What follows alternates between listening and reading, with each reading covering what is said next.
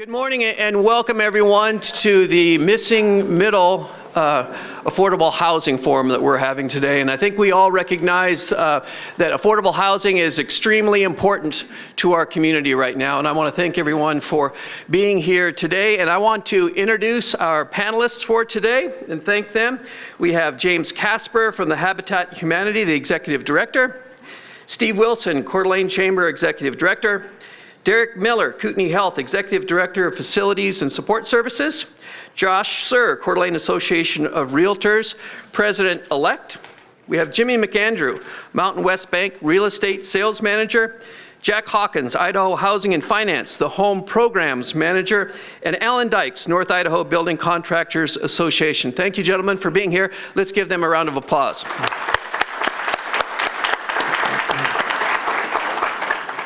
I also want to thank North Idaho College for setting up this facility for us today. The Coeur d'Alene Association of Realtors, I want to thank them for their assistance in securing the housing grant from the National Association of Realtors, as well as partnering with Coeur d'Alene 2030 and the City of Coeur d'Alene to put on this very important forum that we're having here today. So now it is my pleasure to introduce the City of Coeur d'Alene's Planning Director, Hillary Anderson, who's going to be our moderator today. Hillary.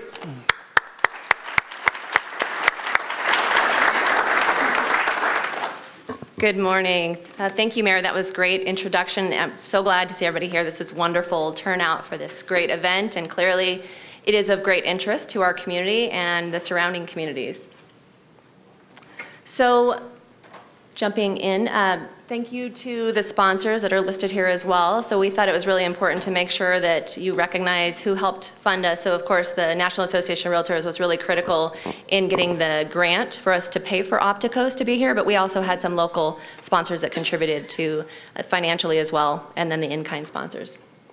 So it's clear that there is great interest from the turnout in this room and the responses we received to the online survey. And so really it is to talk about housing and the need for housing in our community and how we can look at what is missing. And so that's what we'll hear from Tony Perez with Opticos today is, what is that missing middle? What's missing from our existing housing stock? And how can we work on creating that again?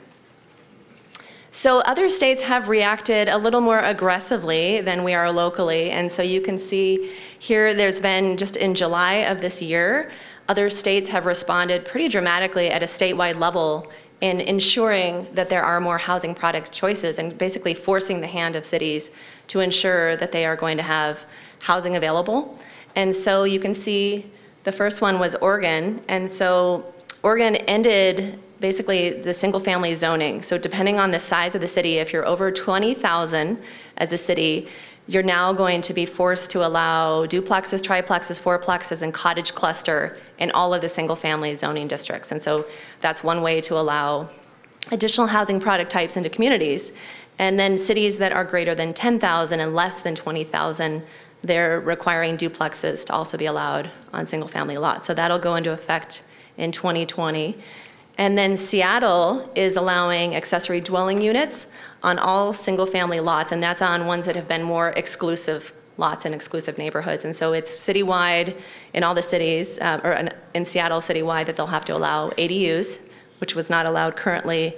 They're also taking a second approach, and that's limiting the maximum size of a single family house to 2,500 square feet.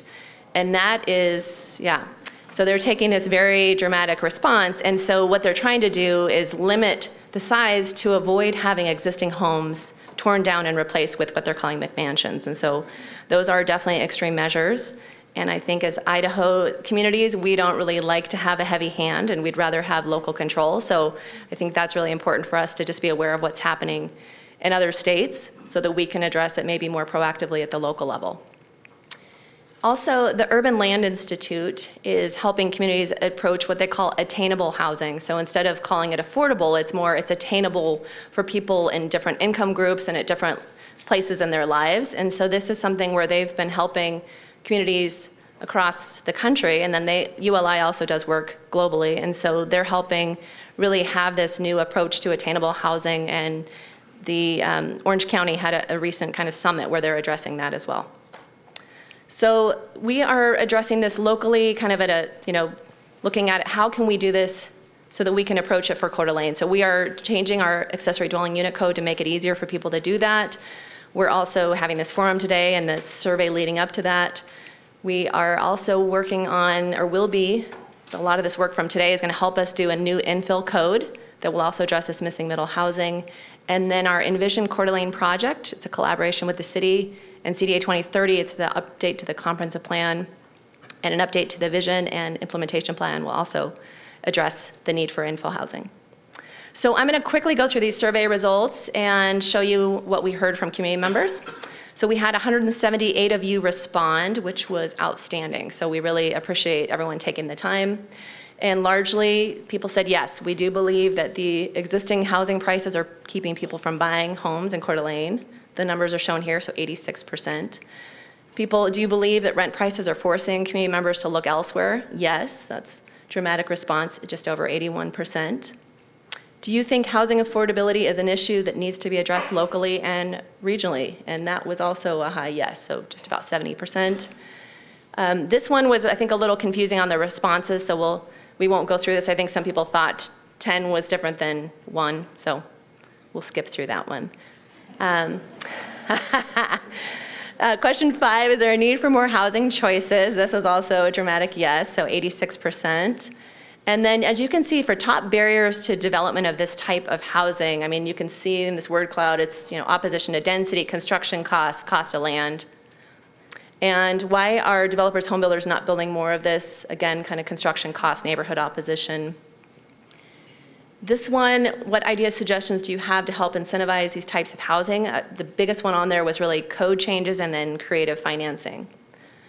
So this one, should missing middle be encouraged citywide? The group that did the survey responded yes, overwhelmingly, so it'll be interesting to see on your tabletop exercises if that's consistent. That was 68%. And then I'm going to quickly cover these things, and then we'll be able to go into the moderated panel discussion. But we were trying to have Sam Wolkenhauer from Idaho Labor also on the panel. He is not available. He's actually signing papers for a new house today, so very appropriate for the housing forum. But so he showed us this information, and obviously I think a lot of us know our population is aging. So we have people that live here that are aging. We have people that are migrating, in migration into Coeur d'Alene that are aging, and so that continues to rise. You can see Kootenai County in blue. And then the housing market, this is showing kind of so this slide and the next one is showing the kind of the disconnect, the price disequilibrium in the housing market. And so the median income is shown there, so far left, Kootenai County, and that is just over 50,000, so it's about 53,000 is that median income. And this black bar, you can see this on this slide and the next one, it shows what the equilibrium price of housing would be if the home prices were following their long-term average relative to income. So this shows what is happening to housing on this slide. So the housing prices is the top of the blue bar there, and it should be where the black line is for Kootenai County, so there's quite a disconnect. So now we're going to jump into the moderated panel discussion. So I'm going to start out kind of asking the panelists what they would, the first question they're all going to have is the same, and we'll kind of try and keep it on track. We'll see how much time we have for additional questions. But I'm going to start off asking each of them, what is their industry experiencing? So either the industry as a whole or their organization or business experiencing and anticipating related to housing and affordability. So Jimmy, you want to kick us off with that, please? Sure. I don't know if this is going to, oh, wow, that worked. I'm going to start off by just saying that if our local economist, who's a millennial, is closing on a house today, then it's probably a really good thing to do, right? Okay, and I'm glad that Sam's sticking around, it sounds like. We are facing challenges for a lot of our locals. At our bank, we rely on Idaho housing products to deliver mortgages for a lot of our folks that fall into this affordable housing bucket, and it's a struggle. If you look at our numbers from 2012, 13, 14, those folks that were buying their first houses or what's deemed affordable really kind of helped lead us out of the meltdown, and it's a challenge. It is a challenge. The good news is that we've got a lot of great products here locally and statewide that a lot of our competitors, other states, don't have, but it's still a struggle to make it pencil. And I got some examples that maybe we'll talk about later and what that looked like for folks just 2, 3, 4 years ago, as opposed to what that looks like now. So it's a struggle. There's a lot of, the housing market's hot, but it's lined up with what I'd call equity refugees, as opposed to our local folks that want to buy that first house or have been having that as a goal for a very long time.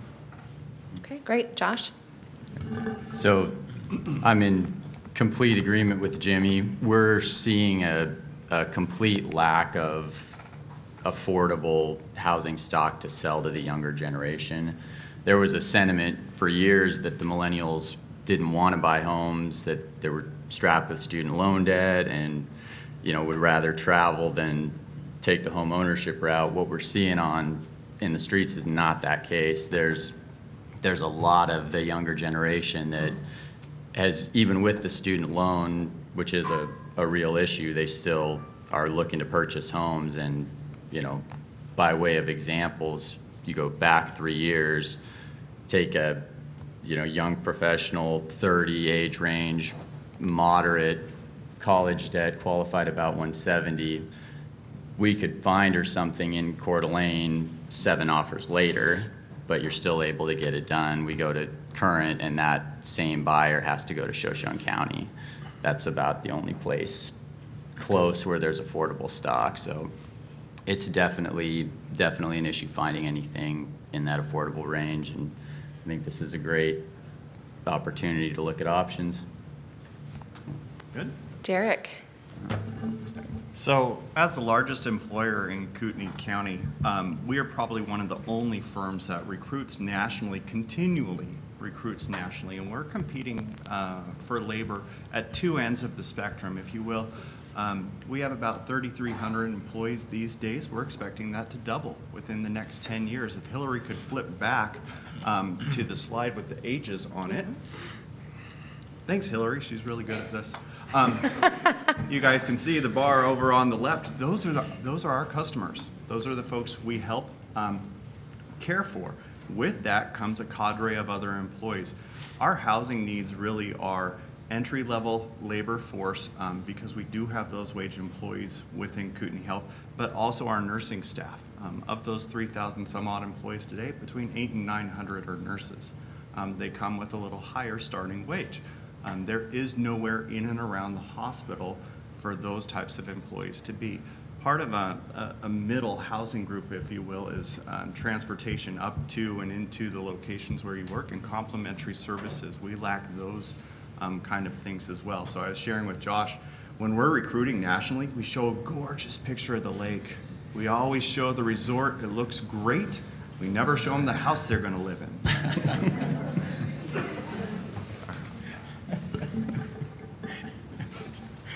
I knew Steve was going to laugh. I'm Steve Wilson with the Coeur d'Alene Chamber of Commerce. And I guess my role specifically here, I'm not sure. My industry is not a specific industry, but maybe I'd like to touch on a couple things from a macroeconomic level and then maybe fall back to my experience before the Chamber of Commerce, which was 28 years in the hospitality industry. And as you all know, Coeur d'Alene is where it is today because of, as Derek said, the resort and the lake and all the recreation. We have created a terrific tourism economy. The tourism economy relies on a lot of folks that are minimum wage and sub-minimum wage because it's a tip credit industry.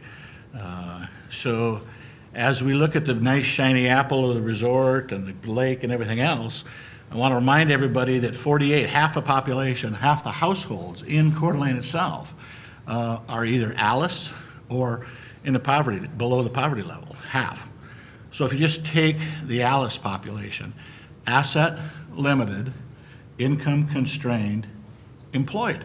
So this is the working poor.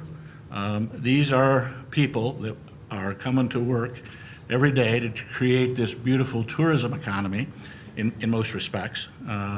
And it represents about a third of all the households. So a third of all the households We can talk a little bit more specifically about what those incomes and what that family can afford. But Sam already did that to some degree.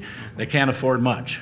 And it is compounded then because the industry in the hospitality world has changed dramatically over the last 5 to 6 years, in that we've brought in a new inventory of overnight stays called VRVBO.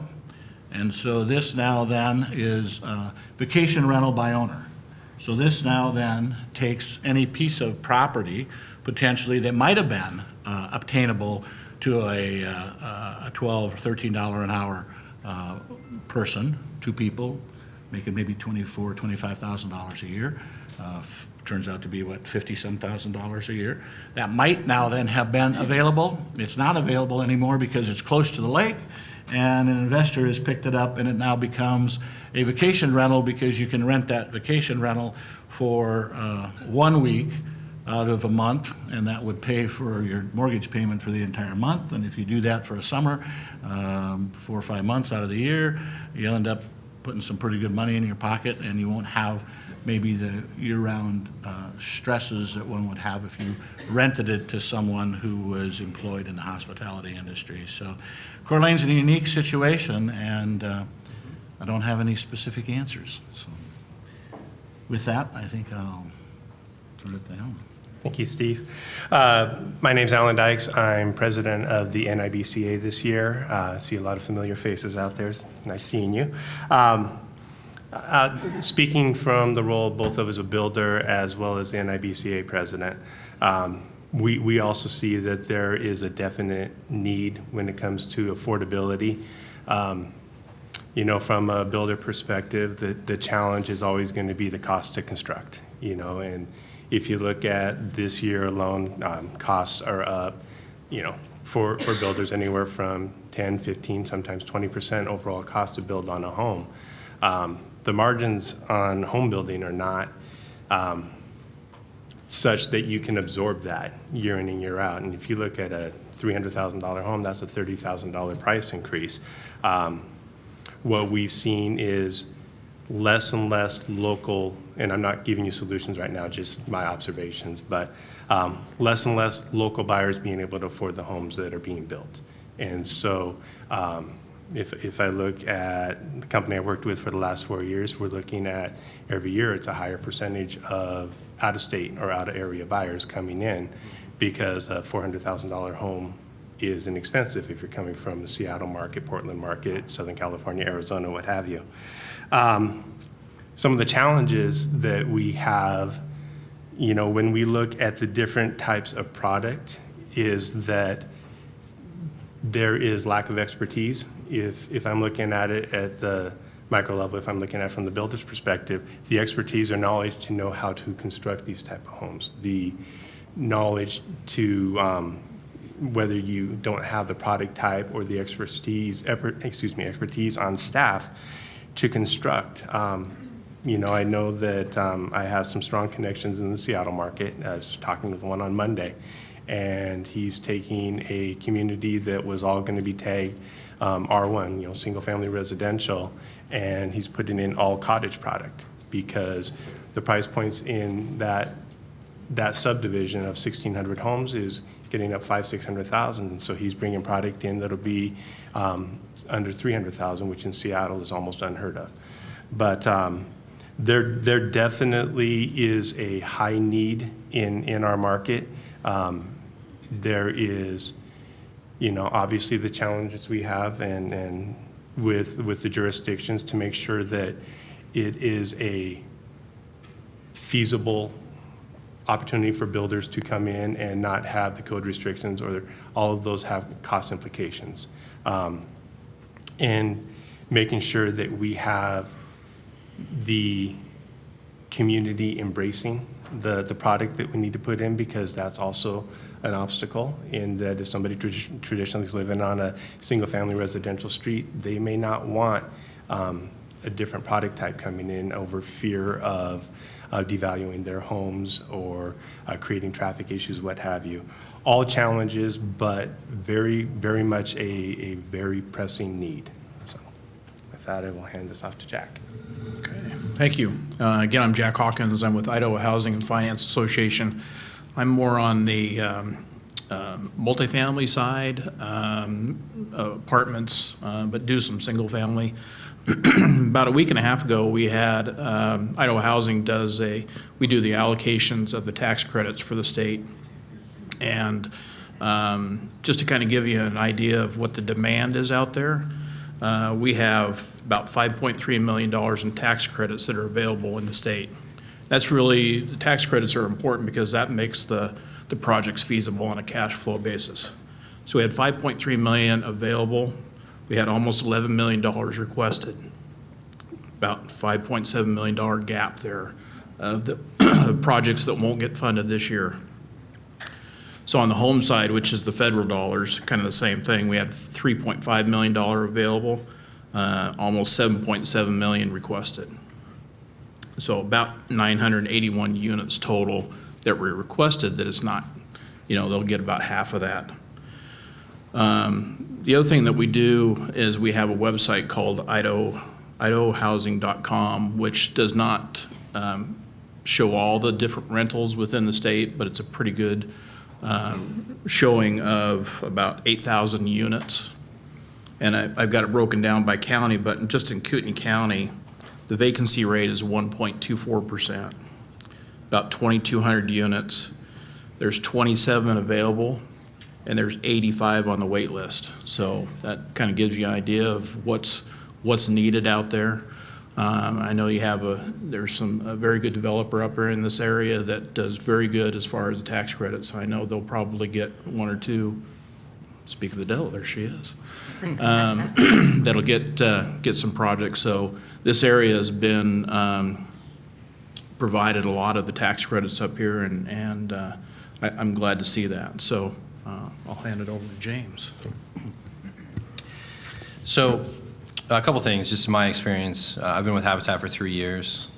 Originally, kind of my experience was in construction. I also had an experience with tough housing. When I was 15, I lived on my own with my brother, actually. We had a house. We both worked. He was 16, I was 15. So I've been in that insecure housing before, right? I know what it means to kind of come from there and come out of it. It's not easy.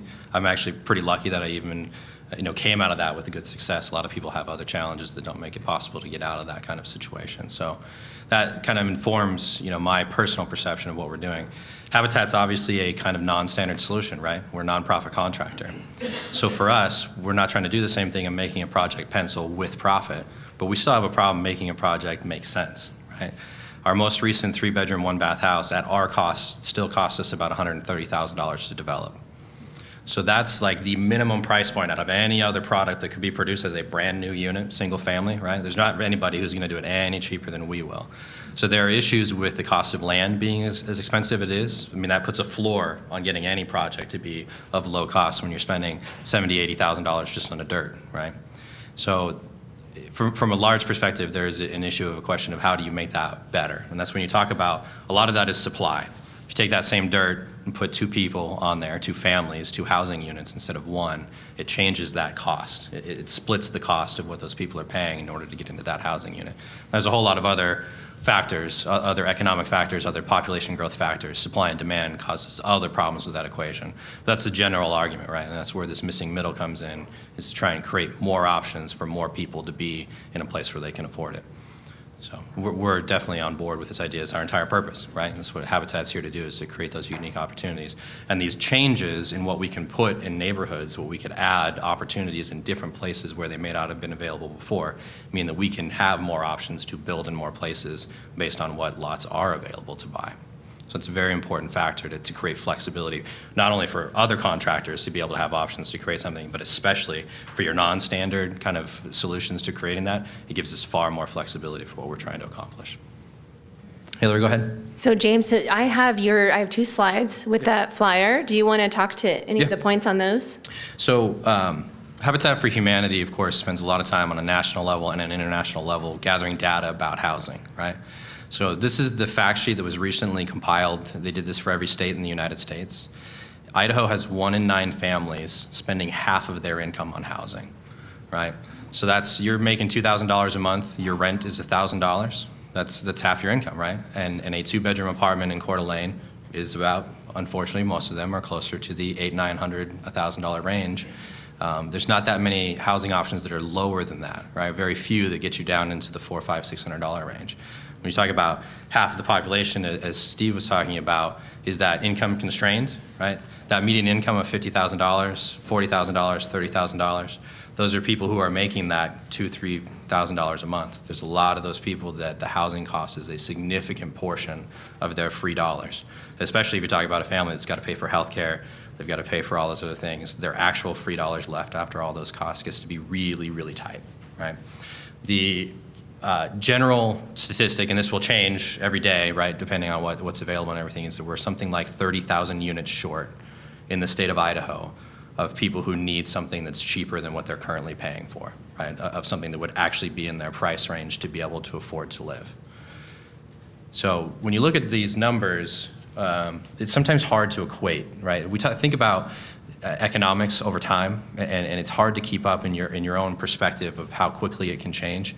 A $15 an hour job is no longer a good enough job by itself to take care of a family. For most of us, we think of maybe $15 or $20 an hour being a good job, and that should be one of those things that should be able to take care of you. When you add in $1,000 a month for insurance for your family, and again, rent for $1,000 a month, even two workers working together that both have $15 an hour jobs, that two-income family is struggling to get by with the cost of living in today's world, especially as healthcare and housing costs and everything else go up, right? So some of this is outside of the control of just the housing in and of itself. It's a multifaceted issue. And I was saying earlier, we've solved all the complex problems in this country 100 years ago. There's a reason we only have big complex problems left, because they're hard to solve. So there's a lot of factors that go into it. Okay, thank you. So Jimmy, you want to tell us some of those stories about some of your clients? Sure, absolutely. Thanks. So we're going to start with 2016, okay? I went back as far as 2015, but it's really sad, so I don't want to share that with you, okay? It's really sad, okay? So here's a client of ours, 2016, and again, I'm not on the rent side, I'm on the purchase side, homeowner side on mortgages.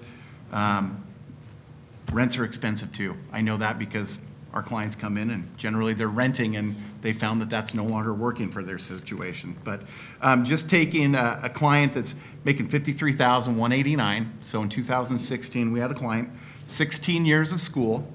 He's apprentice plumber, 24 years old, single. His income equates to $4,432 a month, okay?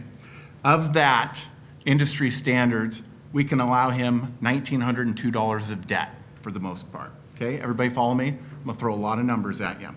So this person had a car loan, $281 payment per month, $18,000 he borrowed on 6 years of 4% interest. He had a student loan of $20,000, 20-year term, $121 a month. He had a credit card of $150 a month, and he had a care credit for a medical procedure, and that was $50 a month, okay? So that left him with $1,270 as far as a mortgage that he could go out and get. And every one of these instances that I looked at in the last 5 years for the folks that were in that $53,000 annual income that were able to purchase, each one of them utilized Idaho Housing Products or United States Department of Agriculture products to purchase, okay? So when I talked about the opportunities here, they're real. People are taking advantage of it. The barrier of entry is usually credit challenges, lack of credit, or lack of down payment, and those entities help to fill in that gap, okay? So this person, $1,270, okay? Their taxes in 2016 were $79. I looked it up last night. Today, they're $108, okay? So just to give you some perspective there. That person bought a 3-bedroom, 2-bath home in Hayden. It was 15 years old, no air conditioning, and it was just over 1,800 square feet, okay? Today, I looked for that person for a similar product in Hayden. There was 2 options under $350,000, $275,000 and $330,000. So that mortgage that was $1,270 in 2016, if he was trying to do the same thing today, it would be $1,677 on the low side, or up to $1,923. Now, granted, this apprentice plumber his income has probably increased dramatically, but those are some pretty hard statistics, right? Today, we've got somebody in the same bucket buying today, okay? They are 16 years, school, graduates, married, 29 and 28. They have zero debt. I mean, virtually no debt. They have lived with their folks for the last 5 years, saving up a down payment, okay? And today, they are purchasing a home for, oh, this gentleman bought it for $205. Today, these clients are buying for $232 in Coeur d'Alene. Their mortgage works out to be $1,540, and that is a 2-bedroom, 1-bath, 760 square feet. So that gives you an idea. That's a client that's in the same bucket. On paper, they look relatively similar, but that one client came into us with managing debt, I mean, zero debt. If that other person walked through the door today, they would not be a client of ours. So that kind of gives you a little bit of just a 3-year history on where that missing middle was at 3 years versus today. So, questions, comments? Thank you, Jimmy. That's, Yeah. yeah. No, I think it's really important for the group to understand just how much it is changing in that disconnect between income and housing prices. So I guess for Josh and Alene, I mean, you're seeing probably similar things. Those pressures would lead people to either be out-of-town buyers, and some of the locals might be having to look elsewhere, as you mentioned before. I mean, any other specific examples you can share of, the local struggles because of the issue we're experiencing? One of the things that we're having a hard time with, the condo products have always been kind of looked at as an option for that lower income range. There's always the offset of the HOA fee that goes into your payment that can push it out of the range, but it seems like, and the FHA, the regulations are easing up on that. What we ran into for years was they were hard to finance, and they're still, and Jimmy and Alene can kind of touch on this, but they're still hard for developers to finance, and there's a little bit of gray area there with the end loan, but that would be something that would kind of fill that void in the housing stock if we had more condo products in the affordable range. I don't know if your thoughts are on that. Well, I was going to talk about, one of the trends that we're seeing. One of the trends that we're seeing. You can turn off that mic, and I could give you a handheld if it keeps doing the feedback. We're good. Okay, thanks. Maybe. We're seeing that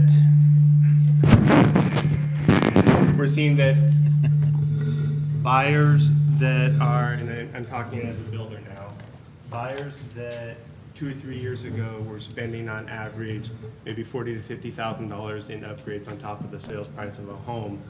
As the prices have gone up, we're seeing that affordability being hit from the standpoint that upgrade dollars are dropping. We're seeing that that the cost or the sales price of the home, as a builder, you've got one of two ways you're going to set your sales price. One is going to be, as a builder, I want to make a certain amount of margin on this home to justify us building the home. That is one way to go about it, and as a builder, you always look at it and you say, there's a minimum amount where we want to make sure we hit where it makes sense for us to do it because there's a cost and there's a risk. The other way is what the market will bear, and what the market will bear is challenging. From what we had seen is a bit of a slowdown on the product that we were selling that were in our subdivisions in Post Falls and Coeur d'Alene. And so we took a step to try to, and this isn't hitting the missing middle, but is trying to service a lower price point in doing product out towards the state line that is that $270 to $320 price point. And that market has taken off, but there's concessions you make. It is not, from single-family residential, it's not the same product that we're building in our other subdivisions. In Seattle, there was a painful term that we all became very familiar with where it was drive till you qualify. And so you start at the core of Seattle and the prices there for most of us, and I'll tell you right now, I'm probably never going to be able to move back to Seattle in that can't afford it. But you look at the core of Seattle and you just start driving, and 10, 15 years ago, you might have had to drive 30 miles, but now you're driving an hour. Now you're driving out past Snoqualmie, the Snoqualmie Falls, or you're driving up past Marysville because of the costs over there. And I'm seeing that more and more becoming a factor here as well, where the cost, because when you look at infill, which for those of you that, and I don't mean any insult by defining it, but infill is taking a lot in an already established community, and whether it's vacant land or it is something that was a business and you're going to transition it into housing, or it's a knockdown. You've got one of two ways of doing it, and the more common, and there's somebody in the room that does it very well, I'm looking at him right now, where he does the less common way, but the more common way is to knock the house down and put up a nicer home and a more expensive home. And that's usually embraced by the local residents because it's going to drive the value of their homes up as well. The more noble way, and the way that what we're here for today and talking about, is you maybe take that and you try to increase density by putting in a different product mix. Again, as I alluded to earlier, there are challenges with that, and there are very few builders and or developers in this market that do it and do it well. So again, getting back to my point a few minutes ago, and that we're seeing that affordability becoming more and more of an issue. We're seeing that higher percentage of out-of-area buyer having to come in to be able to afford the homes that, as a builder, we know how to build. And so I think there's going to have to be a willingness among builders and developers to embrace the new concepts that we're talking about today. Otherwise, we're going to become a Seattle, and I don't think that serves any of us. I'm going to jump in. Thank you, Alan. Oh, Go ahead. do you have a question for him? Well, kind of for all the gentlemen on the board, basically you make your livings based on how much houses sell for. What is your incentive to build two $200,000 homes as opposed to one $400,000 home, which is half the effort? So I'll address that. And Alan, could you try and repeat the question as well, just so that the audience the can hear? question was, as a builder or developer, we build homes, we're for profit. We build homes to make money. And so if we're going to sell one home for $400,000, what would incentivize us to sell two homes for $200,000, if I got the question correctly? So I won't speak for all builders, but there is a certain nobility to be able to provide homes. I take a lot of satisfaction in that we have police officers and school teachers that live in some of our subdivisions. That's not something that I had the luxury of enjoying in Seattle. So there's the desire to want to be able to fill a certain void that's not there it's the right thing to do. Now, from a business standpoint, you're going to make one margin on a $400,000 home, and this is just straight economics on it, and I don't mean to make anyone shudder, but if we're doing $200,000 homes, the velocity would make up for it. You're going to sell a lot more $200,000 homes than you are. The market's bigger. There's a bigger pool to draw from. So from a pure economics and it making business sense, it does, if we can build the homes for that price point. Margins for a production builder are single digit. You strive to hit 10%.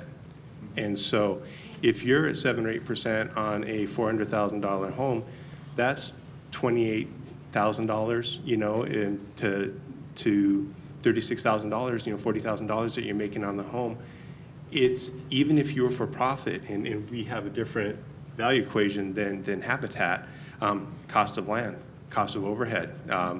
We have, the cost of overhead definitely is a huge factor. Even if we took the pure profit out of it, we're still not hitting that middle, not by any stretch of the imagination. But did I answer your question? It sounds like there really is no incentive.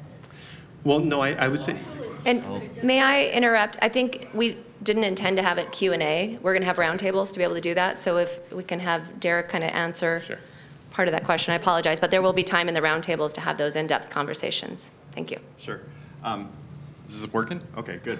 So since about 2015, we have had about roughly 130 to 140 craftsmen working at the hospital continually. That is the pace of growth, and we are very much so competing against the Spokane market for craftsmen to be able to do these tradesmen and women to be able to do these types of projects for us.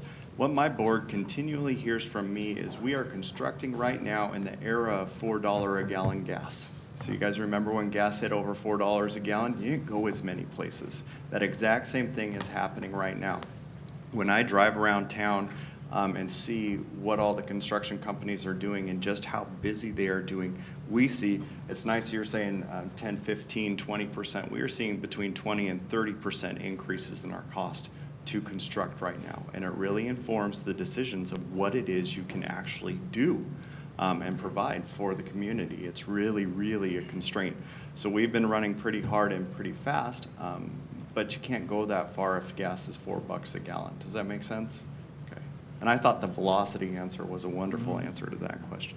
Derek, while you have the floor, do you want to speak to, and then Steve maybe wants to chime in as well, is, about the challenges of recruitment? Because we have low unemployment rates locally, which is great, but that also means you're going to have to look elsewhere to bring in some of the workforce, and especially for Kootenai Health and then just, the businesses that the chamber represents. How does that impact you when there is a challenge in finding housing that is attainable? Sure.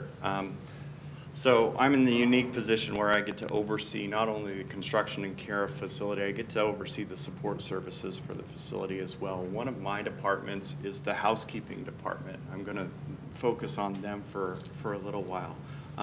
Our housekeepers, their entry wage is about $11.42 an hour. The resort has 82 open positions. We're competing for the exact same labor pool. There are 76 FTEs allocated. There's 76 FTEs allocated to the housekeeping department. I'm running 16 folks short. Dealing with getting entry-level, entry wage workers into the hospital is a huge challenge for us right now. And like I alluded to earlier, the river's great, the lake is beautiful, but the entry wage workers are looking for housing immediately adjacent to the healthcare campus. So within the walking distance, how do I get to work? When gas was $4 a gallon, I biked, those kind of things. Does that answer that question? Yes, that's great. Steve, do you want to chime in as well? I think you hit the market that I was going to talk about, and the workforce. So this issue is does it start with housing, or does it start with income, or does it start with, where does this start? Because housing impacts workforce. Workforce is impacted by income. Affordable childcare is as big an issue within families that fall into this as anything else is. So you got multi-complex issues that are very well intertwined. In terms of the workforce retention, so you're hearing that the new homes are being sold to outside folks, people from out of the area. Well, that's fine if you're retired, and that's fine if you're a doc, and maybe that's fine if you're, an educator in the campus. How many housekeepers are moving to the area? Not many. When they they might want to work here. They want to work at the resort. They do want to work at the resort if you're a housekeeper someplace else, right? Or if you're a culinarian. But if you can't afford to live anyplace, and then you say, well, you can live in Spirit Lake or Rathdrum, how in the hell are they going to get from Spirit Lake to Rathdrum? Because a housekeeper and a culinarian, a couple that are married, one's a housekeeper and one's a culinarian, they probably can't afford more than one car. They probably don't work the same shift. So they too have to work within proximity. And it's why you have 82 openings in housekeeping and why the resort has 80 and while every other hotel in town has, you look at the ads, I mean, every single position in the hospitality industry is available all the time. Not just in the summer, but all the time. We had Upbeat Breakfast yesterday, a new product inventory coming into town, and they made a very public statement that every position minimally starts at $12.50 an hour. So if you're only hiring at $11.78, the Staybridge is going to steal some of your folks already, I'm afraid, at $12.50. Oh, thank you. Already stole a couple of his housekeepers. James, I know Habitat for Humanity is kind of looking outside of the normal box for Habitat, at least locally, and if you could talk about kind of some of the strategies you're looking at and how that could be employed more broadly, that would be great. So we talked about there's a price floor, right? How much does it cost? Now, the for-profit side has an even higher price floor, right? Habitat gets to cheat in terms of what we do as a contractor because we have volunteers in the community that are willing to make up for the labor, right? We're not paying a lot of that labor. So that same $130,000 house I talked about before to produce, if you're actually paying for the labor for framers and drywall and flooring and all that stuff that we have volunteers from the community come in and generously give us their time, that price floor just to produce that house starts looking like maybe it's $200,000 by the time you're paying for labor, right? We pull a lot of tricks to get that down and to subsidize the cost of that unit, right? So when you talk about some of these solutions, you talk about getting help, the creative solution is that you do something different than single family. If you go to another city, you go to Seattle, single family hasn't been affordable for a long time. And here, what it is getting to is that a single family unit of any type, of any configuration, is not in an affordable range for people on those lower incomes. And the lower income isn't somebody working for $12.50. This is like, those families can't afford it at $50,000 a year of a family income, right? This is not what you think of as just a hospitality worker. This is your working professional that works at a banking service, that works, at some other place that makes a relatively good wage, and it's tough for them to find a place to buy. So they can rent. Rents are expensive, but that's basically their option. They're not buying ever because they won't be able to afford those units, right, without some sort of alternative. So what we're doing is we're doing even further for us. It's multi-tenant, so you got a condo type structure, call it a duplex, call it a triplex, a townhome, whichever version of the physical construction. You have more units on the same place, right? That splits the cost of dirt. It saves you some efficiencies in terms of the cost of materials, some of those other kind of things. And then the other thing that we do is we do what's called a land trust. This is a new idea for this area, but not necessarily in the country. One of the things that goes up in value is the dirt. Nobody's invented new lots, right? We can't make the city any bigger than it already is. So lots that were going for $40,000, $50,000 3-4 years ago are going for $100,000 if there's any of those lots even available anymore, right? So one of the things that we're looking at is that new units from Habitat will no longer be completely sold to the buyer. They will be buying the unit only, which is what you call a condo, right? When you're buying just the space of the unit and not the property and everything else that goes with that. A land trust just basically means we keep the ownership of the land. So if we own the land and nobody else gets to buy it ever again, it never goes up in price. There is no appreciable value to it if it's never going to be valuable to somebody else to buy it from us because we're never going to sell it. And what that does is help insulate those units from being so much higher 20, 30, 40 years from now, right? Because they just will not have the same ability to increase in price as another piece of property where the person owns the entire lot and has kind of more control than they would in our unit. So it's kind of an artificial way to enforce long-term affordability. So in areas like Seattle, that's already been an option. It's been on the table for years. You go back to the East Coast, large population cities, any area that's looking at how do you make long-term affordability, you need some sort of insulation from the normal market forces. Because housing can either be affordable or an investment. It cannot be both. Both of those things are mutually exclusive. Even a small increase in value in housing will make it unaffordable over time. San Francisco has an average annual increase of 3% since about the 80s. It's not some 10, 15, 20% a year over long time periods. It's only a small percentage increase. But there is no such thing as affordable housing in San Francisco, right? So that's one of the issues of housing is when you talk about either people's incomes are going to raise just as fast as the housing costs, which they haven't done, or the housing costs cannot raise as fast in order for them to be affordable on a long term. And so things like land trusts, condos are generally going to be less expensive. We've already talked about that in the for-profit market. So if I'm doing that in the kind of other alternate market that's also going to make it so they're not going to raise in value as fast over time. So even in our equation, when we're pulling a lot of tricks to get the cost down, right, we have to look at even other measures in this market because of just how tough the equation in the market, even for us, to make it pencil for the people that we're trying to help. Great, thank you. I think that was wonderful to hear from the panel and just hear all of the issues that we're experiencing locally. We have just about 2 minutes before we go into having Tony Perez come up.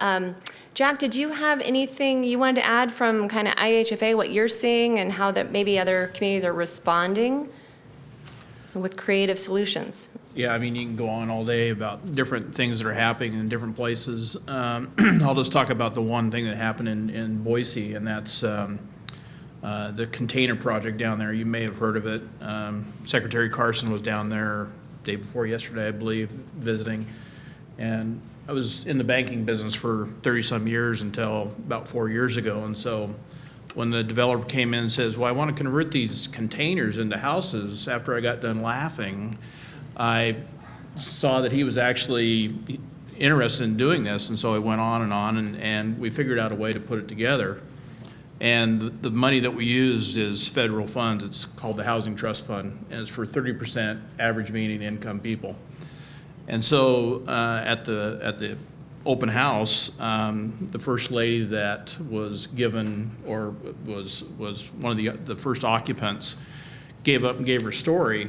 And you always think about the homeless people. They're on the side of the road and they're drug addicts. Well, this lady, she's probably 35 years old, graduate of Boise State, has a degree, was working in whatever field she was working in, and had a stroke. So she was out of work, didn't have any insurance, lost, I don't know if she had owned a house but where she was living, lost where she was living, single mother, 3 kids, and before she moved into this new place, and it's not big, it's 960 square feet, 4 bedrooms, so you can imagine the size of the rooms. But she and her 3 kids were living in 3 different places. And so now she has the ability to now move into a new place. Again, it's not huge, but she can afford it. She's getting back on her feet. And so those are the kinds of things that we're seeing, across the state, and across the country. So there are, you have to have that mentality of, who are you helping? You help the people that want to be helped. And I think those are the kind of the fun stories that we hear. Those are great, thank you. So if you guys could join me and give me a round of applause to the panel.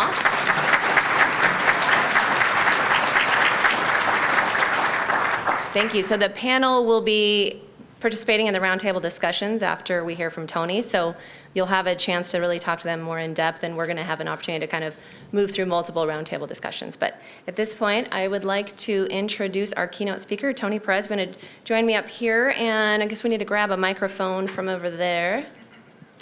So Tony is with Opticos Design, and he'll probably want to do his own type of introduction, but we're really pleased to have brought Tony into Coeur d'Alene to really help talk about missing middle housing and how we as a region can really look at introducing additional housing product types.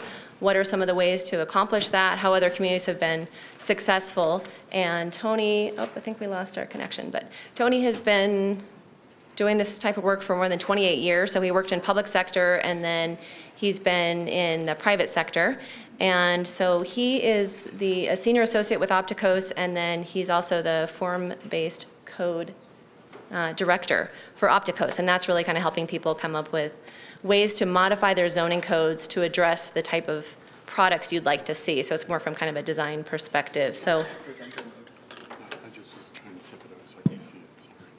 we'll get that back on the screen. So good morning. Thank you for that introduction. Thank you very much, Hillary. It's really great to be here in Coeur d'Alene. It's my first time. I've never been in Idaho at all. Closest I've been is in Iowa City about a few weeks ago.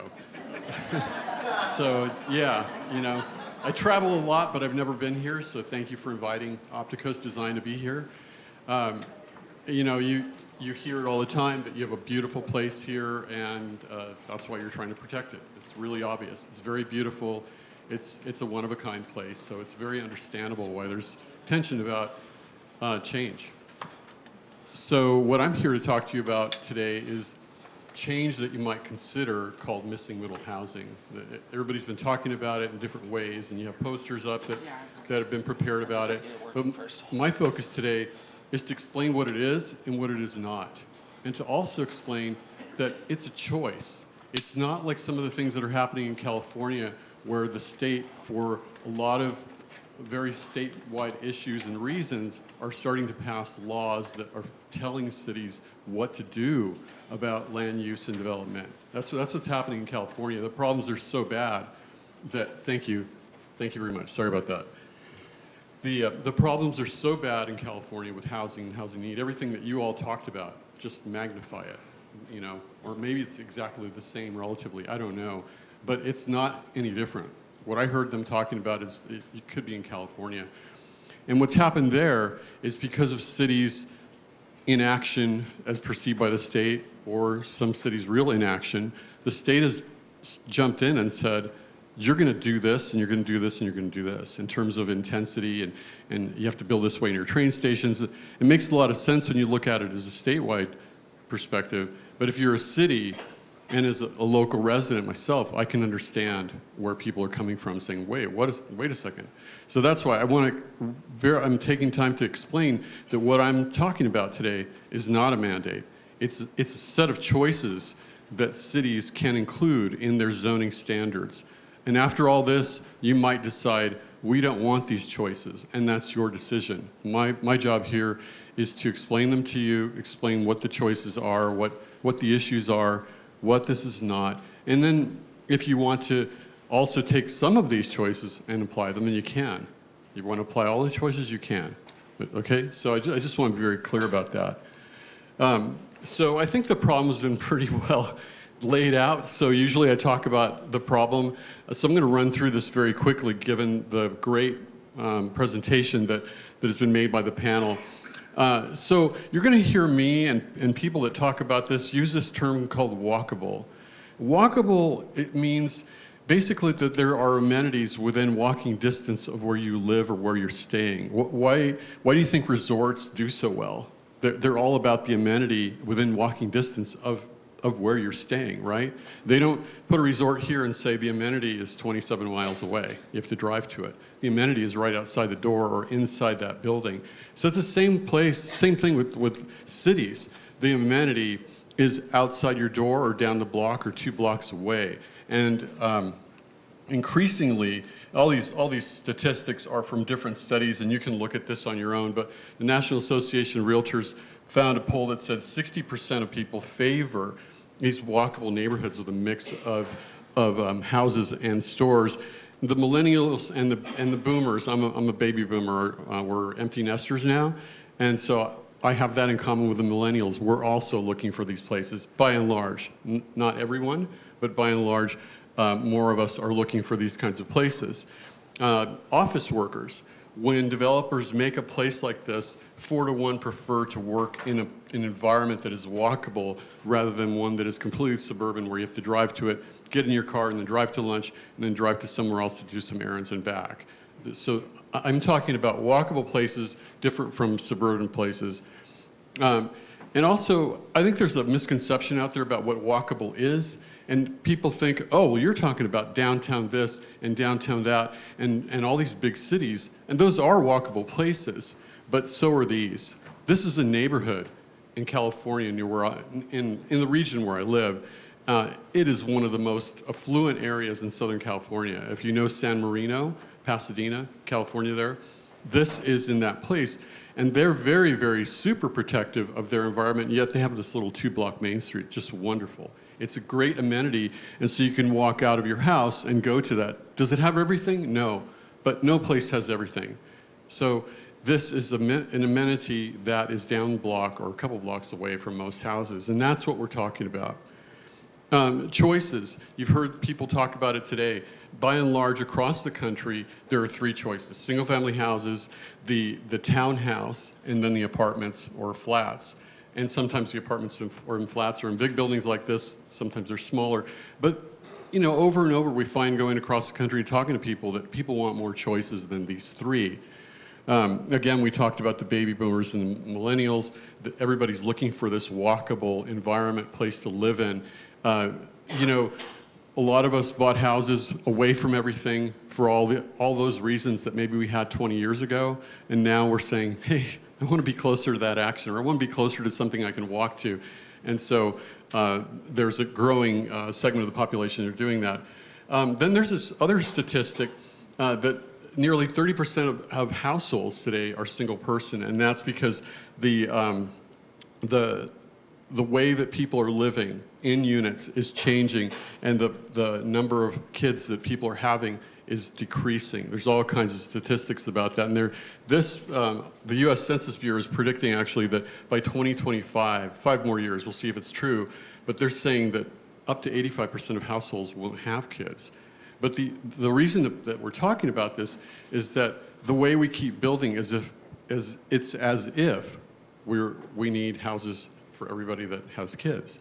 1 in 3 Americans is 50 or older. By 2030, 1 out of every 5 will be over 65. I'm on my way to helping produce that statistic and make it true. The interesting thing about this slide, I think, is on the right. This home one, I think his name is John Hunt. He's a statistician out of the South. He works for the development industry. And he found this information, and he said, in the U.S., there's nowhere to live on the Social Security minimum that you would receive, $1,341 a month. I'm not saying this is completely true everywhere. This is his research, but it's a really sobering statistic, and it goes to all the points of you guys, what you're saying. 15 million households by 2025 will devote more than half of their income. We're already finding that here in this region. So in the 20th century, and let's just stay with the 20th century, the idea was location, and everybody kept going out, and you heard them talking about drive till you qualify. Keep going out from the center of town until you find where you can live. Now it's all about going back in. So there are still people that want to live away from everything, and that choice is being provided. But more and more people are saying, I want to go back in. I just can't afford to go back in. I want to be closer to my job. All the things that Derek was talking about. I want to go in there. It's not that and it's a vicious circle, because people will say, well, but they keep going out that way, Tony. Yeah, but that doesn't mean they don't want to go in. It just, there aren't choices that they can afford to go in. So what is missing middle housing? The simplest way to say it, when somebody asks you, is, and we've talked about this at the office for a long time, is this one sentence.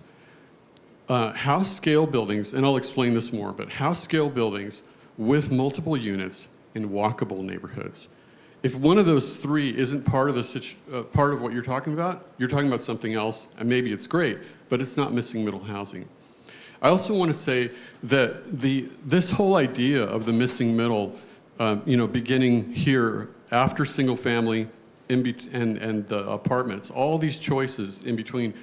I would love to tell you that we at Opticos invented this one day. We went on some retreat and had some great wine and figured it out. Wow, let's invent all these things. I can't tell you that, because these things are about 100 years old. This idea is 100 years old. Every city that has some history, at least up through the 40s, has a couple of these examples, and it's no different with you. You have some of these examples. You don't have many of them, but you do have them. So up until the 1950s, cities were being built with more than single-family houses in the neighborhoods. The neighborhoods weren't always exclusively single-family houses. They had duplexes, fourplexes, maybe a courtyard with 6 units, and they weren't relentless.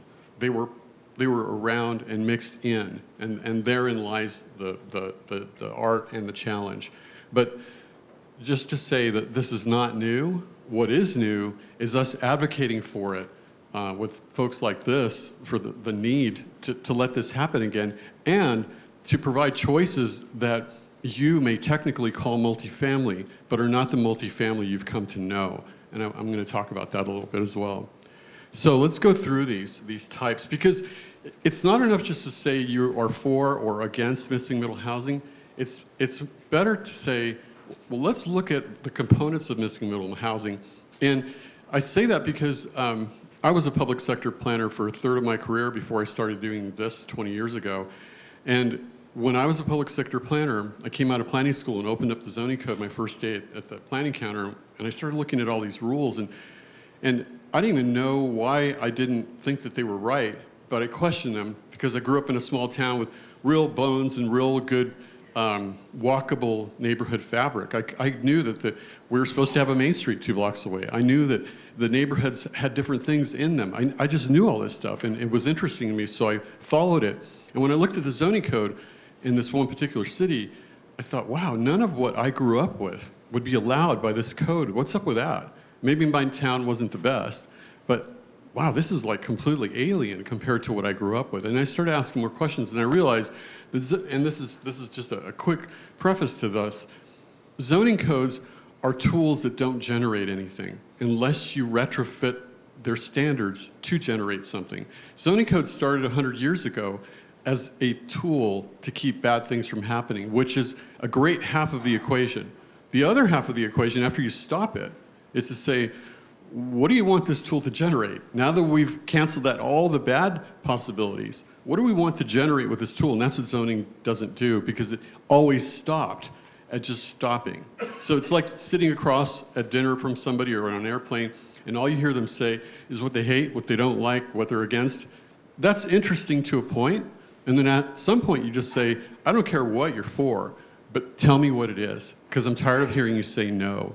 And zoning codes are like that, because they came out of a situation that said, we've got all these horrible adjacencies between industrial and residential and a church next to a slaughterhouse, all these things that should not happen.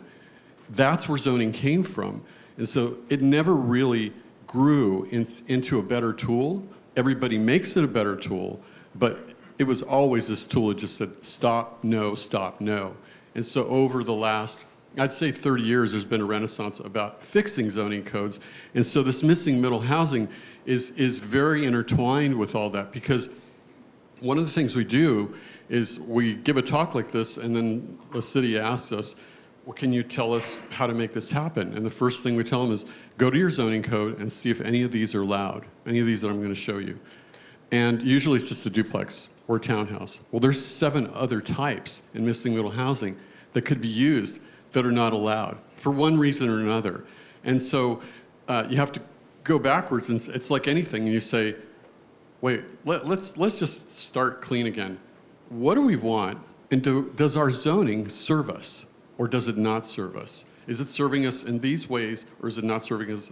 Those are the questions you need to ask, and whether you're for or against missing middle housing, the issue is your zoning serving you, and is it enabling the types that you want in missing middle housing or not? So the other big thing, I have to put out a lot of prefaces out there, because like anything, people start to make these terms their own and start to redefine them as their own, and that's inevitable, but I want you to understand where this is coming from, what it's really meant to do. So this slide is also talking about the proximity. So the developers, are always looking for some amenity to attach to, whether it's a cool downtown or it's a great community or something closer. Let's say they're building a development from scratch. They might put in a lake. Well, the amenity the missing middle housing uses is down the street, down the block. It's part of the neighborhood, and it's those services, transit, shopping, restaurants, those kinds of things. Those are the amenities, and if you don't have that, you're simply just doing multifamily housing, and that's not what I'm talking about. So the first one is the accessory dwelling unit. I think when I was a kid, the guy down the street lived in one of these, and I just knew that's where Russian Joe lives. It wasn't, I didn't know it as an ADU, but that's what the industry calls it now, and planners call it. It's an accessory dwelling unit. Second unit, that's another term you use, right? Oh yeah, Aunt Mary, she lives in that second unit over with the Mathewsons. It was like that. It wasn't ever an ADU, but if you know it like that, that's what we're talking about. And it's basically a unit on top of or next to the garage, or in addition to the garage. It's a second unit on the property. The next, and I'm going up in intensity here, there's a duplex, and most communities in their multifamily zones allow duplexes, but they basically are making them be two single-family houses glued together, not as they were originally intended, where, remember, house scale. This is the size of one house. It has 2 units in it. This is a side-by-side. Then the bungalow cottage court. This is not the pocket housing, okay? I know that you have had some issues with implementing pocket housing. This is not it. Cottage court, or bungalow court is another way to name it, is one large lot with units fronting a green, and then the parking is in back of those units or in the end of the lot. And I think this one has 6 units. So here's another one. Yeah, this is what they look like from the air. And then here are a couple examples. This one's really interesting. It's in Pasadena, and these 2 units in the front are actually offices, and the units back here are residential. It's really interesting how some communities that's changed, and depending on where they are in town. This is about 2 blocks south of Colorado Boulevard, where they hold the Rose Parade every year. Pretty big downtown. This is about 2 blocks south of that. The triplex, or I like to say triplex, because you don't hit a triple, you hit a triple, right? So I just had to say that. But yeah, I mean, you don't say he hit a triple, right? He's a triple. So a triplex. This is in Daybreak, South Jordan, Utah. It's just south of Salt Lake City. Brand new development, and the developer there is building several missing middle types. And this is the triplex, but it looks like one house. So here, one unit is actually accessed on this side, and then the other 2 are over here. But when you're driving by, it looks like one house. And again, house scale. House scale. Fourplex. This is a building in Dallas, Texas. It's got 1 entry for 4 units. And you can see if you're interested, the density per acre here in this, based on the lot size in the right corner of all these. And you'll get a copy of these, I'm sure, on the website. But you can look at all this information. Just to tell you, in the probably 2/3 of the way into the presentation, I'm going to give you the answers to those density questions over there that you were asked to give your comments on those pictures. We'll talk about those. Going up the ladder, multiplex small. So this is a building that is between 6 and 10 units. And in all the cases, these units tend to be between 700 square feet and 1,200 square feet. Sometimes they're bigger, 1,400, 1,500, but they average about 1,000. And that's another difference with the missing middle. It's not bringing the suburban size expectations of buildings into these neighborhoods which are tighter and closer. It's bringing a different set of expectations. But you see, look at this. This looks like a big house.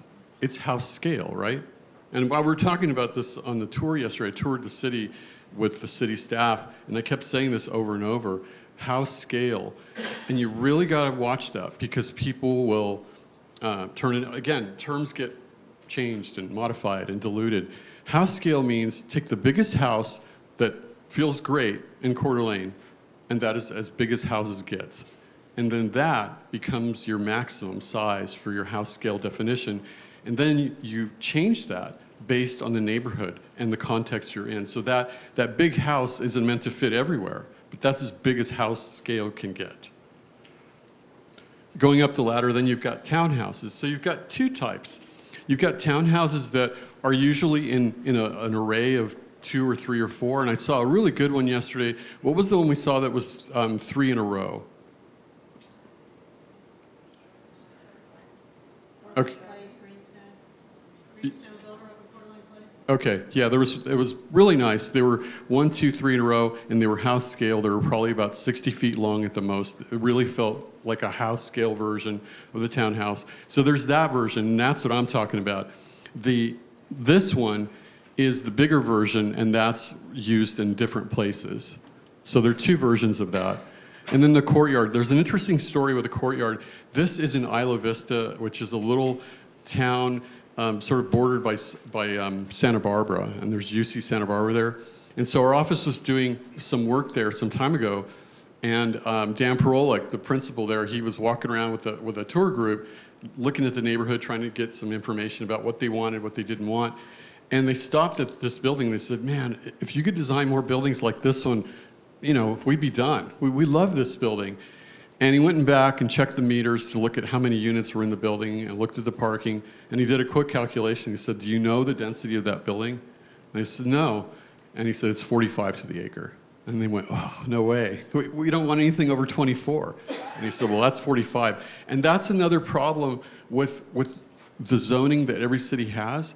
The zoning that you inherited just got put over all the realities of your community, and then you spend your life fixing the zoning code to deal with all those realities, except for new development. New development is a whole other thing, but when you put zoning over an existing city, by and large what happened across the country is that those subtleties, those realities of your community never got acknowledged by the very zoning that is regulating it. Going up the ladder, a couple more here. Multiplex large. So this multiplex small was 6 to 10 units. This one is anywhere from 7 to 18, and that's where missing middle tops out. About 18 units, 15 units, 18 units. That's about what these buildings can really comfortably hold at their maximum. Now this one, I wish we could do a whole case study on this. This is a really beautiful building with 8 units in it, and it fronts on a corridor. Like this edge right here is on California Boulevard. It's a busy avenue in Pasadena, but this side street is Oakland Avenue, and it's where they film scenes for like Father of the Bride and all those movies that show the quintessential single-family street. That's what that is. That single-family street is beautiful, and it's just in all kinds of movies. But there's this 8-plex sitting right there at the end of it, comfortably with the size of these other big houses. And then this is a more intense version, just to show you, not this guy, this. This is a 3-story version in Oakland, California, but this is also missing middle. It's the very upper end. It's a multiplex large, and this one happens to have 10 units in it. They're very nice, and it's 1 block away from a main street. It's just beautiful. Is it for everywhere? No. But you see how all these different types have different things to offer, and they're different sizes? Yes, this is the biggest, but it's the biggest house scale building that you would allow. And do you have to allow this way in Coeur d'Alene? No. No, you don't even have to choose this one. I'm just showing you the full end of the range. So where do you find it? So I want to just go quickly through examples here of different communities where we find these. And each place could have a presentation on its own, but unfortunately we don't have the time. So here's a few examples here, a 5-plex and a 4-plex. Like, this is such a great, is this washed out? Yeah, it is. Oh man. Is there a way to knock this bank of lights, or do they all go out? Okay.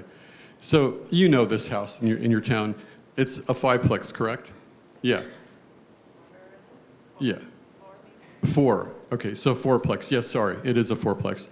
But when you look at it, you're driving down the street, you say, wow, big single-family house. And the way the doors are done, it doesn't have 4 doors. It has 1 entrance, and you walk in and go into your units. And by the way, I saw another beautiful one last night. I was walking around on Sherman, and it's a turquoise house on Sherman on the south side of the street. Beautiful, 7 units in it, and some people were coming out of the 1 entry, 1 lobby entry. Just beautiful example. And these new townhouses with this little terrace frontage here, beautiful. And then this 4-plex in the neighborhood. I was in Spartanburg, South Carolina. We're doing some work for them on missing middle for the whole city and for the county, and found these examples. Greenville, South Carolina, this is a 5-plex. This is a 4-plex, and these are stacked duplexes. So there's a duplex that most cities do side by side, and most of the time they glue together 2 big single-family houses, and everybody says, that's too big, and they're right, because it's too much of a good thing. This is what a duplex is meant to be, either stacked, one on top of the other, or a house-scale building with 2 units inside.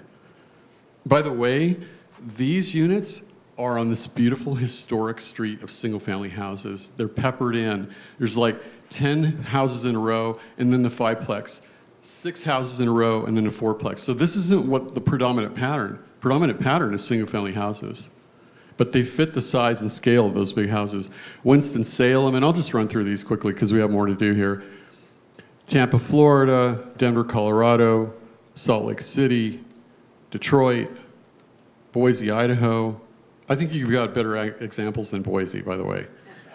Atlanta, Georgia, and then Pasadena. I have a lot of experience there. I worked there for 7 years, so I got to know the city a lot, and it's near my house in a way. New Orleans, Louisiana.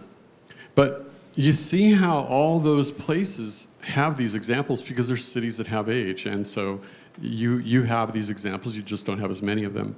So where do you find them, or what is the strategy about how to do this? The first one, I've got 4 to show you. First one is distribute them, because that's how they used to be done.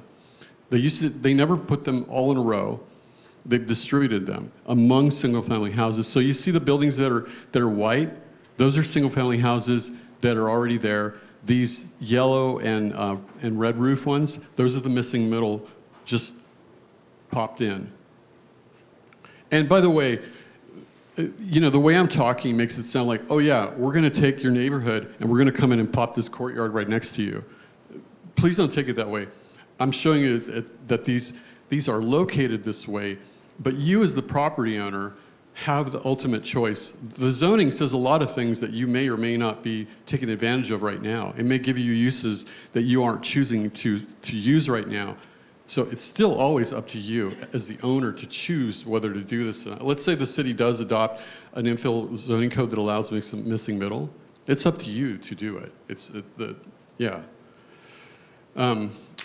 Or on the end grain. So if you look at blocks and they have lots that front a street out here, and then they have a side street where lots front that street, we call this the end grain of the block. So you might just put ADUs or allow ADUs in the back of these single-family houses and really just focus your efforts on say, a Sherman Avenue and put the missing middle on Sherman Avenue and leave the side streets alone. That's another way to do it. Or you can transition and you can say, okay, this is something else. Let's say it's really intense. This is not missing middle, but we're going to use missing middle to transition between the single-family houses and these big buildings. It's another way to do it. And then the same strategy, but maybe going to, let's say this is a main street, and you can use the missing middle transition between a neighborhood and the main street. So the other thing to really think about here is, again, where are your walkable areas in Coeur d'Alene, or where will be your walkable areas? Because I know you're dealing with the comp plan. So you have existing walkable areas. What you want to do is map them, and that's what this map shows.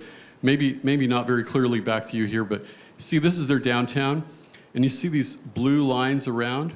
We actually looked at everything in their city that was an amenity-rich place, whether it was small or big, like the downtown, something that was an amenity-rich area with transit, shopping, or restaurants, small or large, that missing middle could then attach to and really function well. And so that's what we did here and show those. And so that's an exercise you can do here, is to say, what are those areas in Coeur d'Alene, or what will be those areas? Because this map also shows some areas that the city wants to retrofit. Like, let's say it's a shopping center that's going downhill, it's dying, and the tenants can't stay there. Well, maybe that becomes a new a combination of missing middle and maybe some smaller retail. So there are areas you have and areas that you want to have, and that's where missing middle goes. Important characteristics, always in a walkable context. We've talked a lot about that. Number one question for most people is, what can I walk to? Millennials and boomers, we all want this. I can't tell you how often it's a Friday night, my wife and I are in our kitchen having a glass of wine and cooking, and I tell her, man, I wish I could walk 2 blocks. I'd walk 6 blocks to go to some place to listen to jazz and have a drink instead of having to get in the car and go 15 miles to the lifestyle center. I want to walk down 3 or 4 blocks and do this. The AARP has a livability index, and these 3 categories really stood out to me. Their clientele looks for transportation, affordability and access to housing, and then a neighborhood that has these amenities. So these are people my age and up. I'm 59. Missing middle housing is always compatible in scale and size with single-family homes. If it is not, it's not single-family housing. You're doing something else. Again, they look like a house. They're small, well-designed units. So the majority of units in these kinds of buildings are 1,000 or below. It doesn't mean they're all that way, but they tend to average, I would say, 1,000 around there. Tiny houses, we always get this question. Yes, they're technically part of this mix, but they're not part of what we're talking about. There's certainly a strategy, but that, I'm not here today talking about tiny houses. Certainly do them if you can, if there's a need, but that's not necessarily the missing middle. And then this is a controversial one, providing fewer off-street parking spaces. What we find is that the spaces require a lot of land on site, and so it drops the yield of the units. And what we find is that the people that want to live in these situations, these kinds of buildings with these smaller units, don't bring 2 and 3 cars with them. They don't bring boats. They don't bring RVs. It's a different group. And so they're looking for less.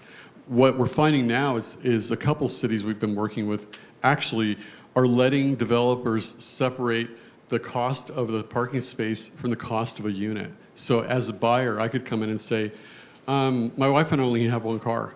I only want to buy 1 parking space. I don't need your price to be 2 units based on 2 parking spaces. So some developers in some cities are starting to do that because they realize not everybody has the same needs. Now, out in the suburbs, that's different, but we're not talking about there. We're talking about places that have proximity, they're closer to the core of town, all that. Or if you build them from scratch, that they have these characteristics. Just as a quick statistic about cost, the addition of 1 extra space on these units basically raises the income level to qualify for these things from 36 to 51,000, or yeah, the income level. Yeah, and a lot of people talk about we've been doing a better job of providing spaces for cars than spaces for people. Simple construction, affordable by design. So these are not complicated buildings. They're house scale buildings. So they're built with the construction technology of houses. They're usually wood frame. You can build them out of other things, but we're not talking about something complicated. And then I think there's a lot of conversation already about you can either subsidize or you can increase supply. But while you do that, then add the missing middle set of choices in between. And then lastly, it creates a strong sense of community. These projects tend to bring people that want to be near other people, you know, in greater population, and they have things to walk to and things to do. And not everybody's looking for this, but there is a large segment of the population that wants to. And I have to say, I've really tried to make a point of distributing these types and making them choices and not just relentlessly allowing them through standards to be the same thing over and over, as is with a lot of multifamily projects like this. And what we call these are monocultures. So 1 12, 20, 30, 50 acre project of the same thing. That's not what we're talking about. It's quite the opposite. So within 1 block, you could have single family houses, courtyard buildings, and maybe some duplexes, and townhouses and single family houses on the same block. So what barriers exist? Zoning is certainly one of them. Everywhere we go, zoning is usually in the way in some shape or form. And it's, unless you set out to be against this and crank your zoning up or down to prevent this, that's not why zoning is in the way. Zoning is in the way because it doesn't recognize form. It doesn't recognize scale. It only works with density and floor area ratio and height. And those aren't enough to understand things like this, or for that matter, anything else. So support. You take a look at this chart and see where you are on it. You know, if you don't allow, maybe you just need to start thinking about allowing. If you're disincentivizing, you need to incentivize. If you already allow, which I don't know that you do, but if you did, then you require. Yes? Sorry, could you put that to the last screen for a second? Yeah. Yeah, so this is showing there are 3 basic areas There's consumer preference, there's market and land value, and there's zoning and regulations. And this is simply just pointing out that zoning is one of the issues, and missing middle housing is here in the middle of all that. So awareness and knowledge. Basically, you need to talk about this. You need to understand what it is and what it isn't, and talk about how it could fit, where it could fit in your area, and get out there. And we promote just leading tours yourself. You know your own town better than anybody, and go look at it and go see what's working, what isn't. And then stop using density as a term. I teach at the university, Cal Poly Pomona in Southern California, and I got the opportunity about 5 or 6 years ago to start teaching all about this stuff and form-based planning, and just the opposite of what I learned at the school where I learned it. Talk about irony. So, yeah, I mean, and it's not just that school. All planning schools basically teach that. And so I learned all this stuff over the past 20 years, and I got an opportunity to teach it, and I said, wow, this is my opportunity to go back and really, just fully equip these people that are going to be out working in planning counters and frustrating themselves and frustrating property owners with what they can and can't do. So one of the first things I tell them is, don't use density as a term, because density is associated with a project like this. Density is associated with negative. It never is associated with positive. Have you ever used the term positively? I've never heard it used positively. It's always negative. Use housing choice or options. The multifamily term is also loaded. Multifamily is just, it's unfortunate, but it's a negative term, and people just think of these kinds of projects, and a lot of the time they're right, but a lot of the time they're not. But it's a negative term, and it's an easy way to have an ineffective conversation. Or upzoning. I've never used the term upzoning, but you hear some people say, yeah, we're going to upzone it, and they're being technically correct that they're going to change the zoning that will allow more than there is now. But it's just not worth it. People think of this. Use images like this, clear, that show buildings and scale and size. The financing, these guys talked about it a lot. I'll go right past that. Yeah, I think you guys covered it. Make sure that your comp plan points to your zoning regulations and doesn't have to say everything, but gives you enough policy direction to be clear about what it is you do and do not want. There's always, there's not enough of a link between the comp plan policy and the zoning standards. It's usually a big jump. It says a bunch of vague things, and then the standards say a bunch of clear, precise things. Yeah, we'll go past this. I'm running out of time. I just want to give you the answers, so please don't cut me off on this. I know you have a sign there, but I wanted to show the answers to the density questions. So here's why density is an ineffective way to regulate. I'm not asking you here today to stop using density. That's a bigger conversation. I just want to show you that it's not the fight to be having. It's not the war to be battling on. Look at these two images. This is 60-unit building. Probably, it's near where I live. I'd say it's 180 feet wide, 180 feet long. It's a big apartment building, but it's only 3 stories in a suburban setting, 30 units to the acre. Here's a little 5-unit multiplex small building that I just showed you, mathematically 29 to the acre. So they're 1 unit to the acre difference mathematically, but they couldn't be more different physically. So when people talk about density and, man, we're only going to allow this, they're coming at it from their point of view and their awareness and their reality. But you've got to broaden it to more information other than just density per acre. Because if I didn't show you these pictures and we had a debate here about whether it should be 30 or 22 or 24, and you said nothing above 22, let's just say you said 20, you couldn't get this guy because he's 29 and he's only 5 units. He's a house scale building, missing middle type. So density doesn't recognize the missing middle, at least right now it doesn't. You can fix it to do that. So I'm going to go through the answers to these. So this building has 2 units, a duplex side by side. How many guess 12 per acre? Okay. This one has 3 units in it. It's a triplex, 14 to the acre. This one has 5 units, 17 to the acre. This one has 6 units, 18 to the acre. This one has 6 units also, but it's 82 to the acre. Now, 4 units, 27 per acre. This is a house scale townhouse. See, 1, 2, 3, 4, and that's the size of the biggest house. You don't want townhouses in neighborhoods to be bigger than that. 10 units, 20 to the acre. 5 units, 29 to the acre. And 12 units, 19 to the acre. And I love this one. This is from South Carolina. 4 units at 24 to the acre. So you see how the numbers are everywhere, and you can't graph this and say, oh, when it gets to 6 units, it's this density. Because it depends on how big the lot it's sitting on is. It's simple math. Lot width by lot depth divided by the number of units.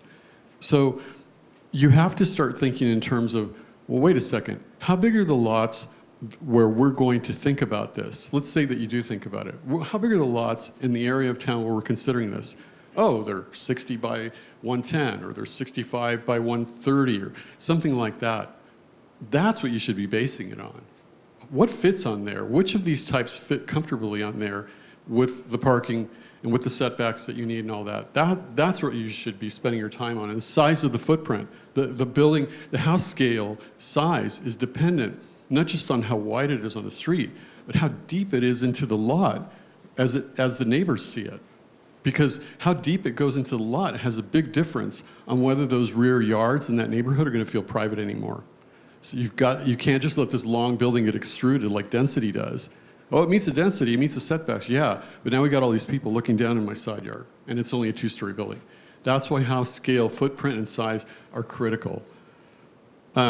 So again, we've talked a lot about why density doesn't work. We find that form-based zoning is the best way to go because it recognizes these things as elements. I could give you a whole talk on this, but we don't have the time. But basically, the form-based zoning looks at the built environment and sees it all as like a big mixing board, like the recording engineer uses to mix a group. So you're a vocalist, you're a drummer, you're a guitarist, and so on. And that recording engineer mixes all those volumes for one coordinated sound to be a song, a sound, right? Well, the form-based code sees all the elements. The street, the parkway, the front yard, the building types, the frontage types, the setbacks, all these things, the height, all these things, and coordinates them for each different area of town. So how one area of town is dialed up or dialed down is different than another area, how it's dialed up or down. And lastly, most zoning codes don't see the difference between these two buildings. I'm often asked if this is photoshopped. It is not, because they see these steps. This is in a city that will go unnamed. There's no point in telling you where this is, but it's real. And I took it out of the car, that's why it's like that. But most zoning codes can't tell the difference between these two buildings because they all meet the standards, and the zoning code doesn't ask for information about the ground floor. And most zoning codes can't tell the difference really between well, there's no classification between single family and multifamily where the missing middle needs to work. Form-based code is necessary because it can see all these differences that the zoning cannot. So this was allowed by the city of Novato, that we're doing some work there in Novato, California, in Marin County. Talk about places that really are super touchy about growth. Marin County is among the top. It's like you guys, super concerned about every little thing that goes on in their town, as you should be. This was allowed in that place. And so we also showed them what else was allowed by their current standards. And then we put this in, a missing middle type. It wasn't allowed. So anyway, house scale is critical. I could talk to you about this for a long time too, but I'll just give you very quick information on this main body and wings. Now that I tell you this, go out and look at your older buildings, or maybe some of your newer buildings, and see if you can distinguish the main body, which is the center part of it, the main part of the building, and then you'll see these smaller parts that are set back and usually a little shorter. Maybe they'll be 2 stories, but not as tall as a 2-story house, the rest of it, or they'll be 1 story. Those are called wings. And they used to do that. They'd build a building with main body and then wings, and that's the way you grew the building. You didn't just keep going with the building and make it bigger and bigger. You stopped the main body at a certain size, and the wings kept going. Look for that pattern, you'll see it. And then just the form-based code is the best tool that we've found to consistently predict, and for neighbor and developer alike. It works for both. So lastly, a couple slides here about developers that are doing this. The developers in South Jordan, Utah are doing this for attainability or affordability, but whatever term you want to use. They're finding they need to do this. And we designed a project called a Muse project. So it works off of this little pedestrian street, and the parking is in the back. They're basically townhouses turned with their long side on this pedestrian street. On this little sliver piece the developer had left over, they didn't know what to do with it. So it was narrow, so we took the townhouses, and instead of putting them side by side like this, we turned them and put their long side and gave them all this frontage now along this Muse. And it's an interesting project because the buyers for this are all the people you guys are mentioning it. And it's hitting 2 points. It's affordable, and then look at this. It's actually the highest per square foot return. Look at that, all the way across of attached. And lastly, I want to show you this project in Papillon, Nebraska, that our office designed. It's all missing middle. This developer went the other way. He said, the smallest building I'm going to allow here is a duplex, and I'm going to use courtyards, fourplexes, the multiplex small, which is sometimes here we call the mansion apartment or the mansion. They're all in here. And this is an 80-acre project. Here's the mix if you want to study it on your own. It's an 80-acre project out of the ground, and we told them, we're not going to design a project for you and go against what we say and just have you park these units out in the fields. It's got to have this amenity to it, besides the lake that it's next to. It's got to have this amenity for people to walk to and ultimately transit. So we designed this Main Street, and he's building it. Let me show you that in a second. Very quickly, the efficiency of this is by developing a couple of standard unit plans. I think we have 4 here, and then just using those in all those buildings and moving them around so that it's efficient for this builder to build all these different types with only 4 different floor plans. So the units look very different outside because they're different sizes and different scales, right? You got duplexes, fourplexes, mansions, you got the multiplex large, you got the courtyard, you got all those different types. But the efficiency is that they're using all the same floor plans. So here's the progress as of last month. So here is this is a 6-unit building, the mansion. Here is the beginning of that Main Street with some ground floor non-residential, and then the live works up here. And then these are, I believe they're fourplexes. So lastly, the ULI said recently it's time to rethink and evolve, reinvent, and renew. And so we're just hoping that you will take this to heart, consider it, and hopefully make it happen. Thank you.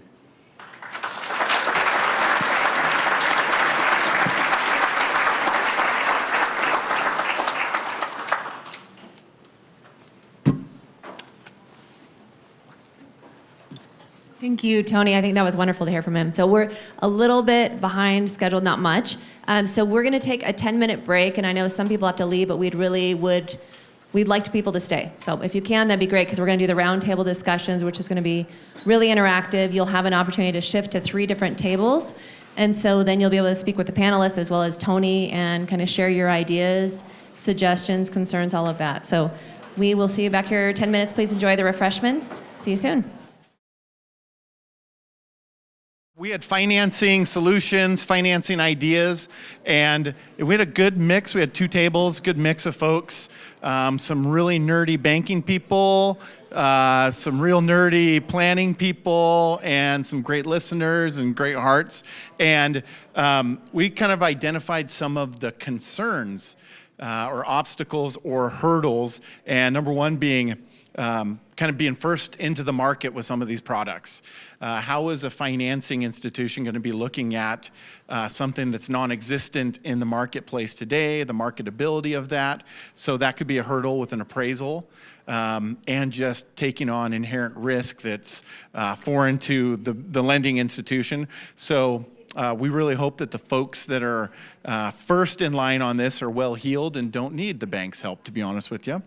Number two, we also talked about how do we get developers, our developers that we have existing building, putting up rooftops, how do we get them dedicated towards, or how do we bridge that gap so that they can implement more commercial amenities and commercial spaces into the development so that we can increase this walkability and kind of bridge that gap, because a lot of the developers now say, yeah, I'd love to, put a little corner store in here, or I'd love to put this little mom and pop shop in this, but my bank has no interest in me becoming a landlord. So bridging that gap between commercial and residential developers.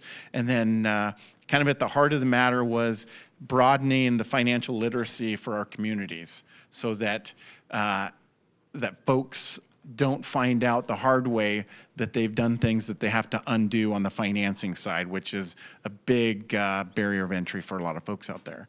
And that's all I wrote down, and I should have wrote down more. Questions, comments, concerns, danger, destruction, despair, ideas? Cool. Thank you, guys. Thank you, Jimmy, and thank you for that table. All right, who's next up? Steve Wilson, you want to come and report out on yours, please? The need for housing impacts, and impacts job efforts. Okay. So we spent quite a bit, we had obviously two sessions. We spent quite a bit of time on the first session identifying the problems, which I think we all see and hear. One of the things that was interesting there is that the point was made that it's across all sectors. So NIC, as an example, spends a lot of time as an institution. Their process of hiring is a little different maybe than individual private sector. It takes a little longer. They go through this vetting process. They identify folks at a fairly good salary level, and then they decide to come. They not yet decided to come here. They're looking at it. They begin to look at housing. They see they can't get a house for like 6, 7, 8 months, and they lose that opportunity to recruit that individual. So we spent a lot of time talking about issues. We've heard those. Couple of suggestions is to try to come up with solutions. The accessible dwelling unit conversation was an important one, and really urging the city to go maybe as far as they're thinking, but maybe even a little bit farther. The conversation then cropped up as to some of this missing middle development, who's in opposition or obstacles aside from costs. A lot of this is NIMBA, not in my backyard, because it's going to affect my housing, or it's going to affect, I'm not sure how it's going to affect me, but boy, it's a good idea, but maybe over there. And a concept potentially was, it's easier to show and tell. And I think we had a little of that today. And you had a tour yesterday, maybe collecting a little more of these examples of how this type of missing middle housing could easily fit into a neighborhood, and it isn't what you think it is. And so the NIMBA reaction is not nearly as strong, and maybe that coupled with some of the financing issues and some of the city ordinance and zoning will allow us to infill a little more. The other issue that came up was if we had a better public transportation system, the walkability issue would be stretched a little farther than it is today.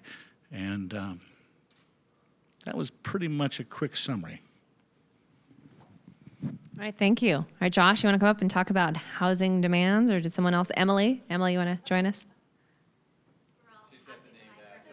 Thanks. You're right, Jonathan. We digressed. So our group was housing demand, and we talked a lot about zoning and use of properties is a way of increasing inventory. So reducing demand by increasing inventory.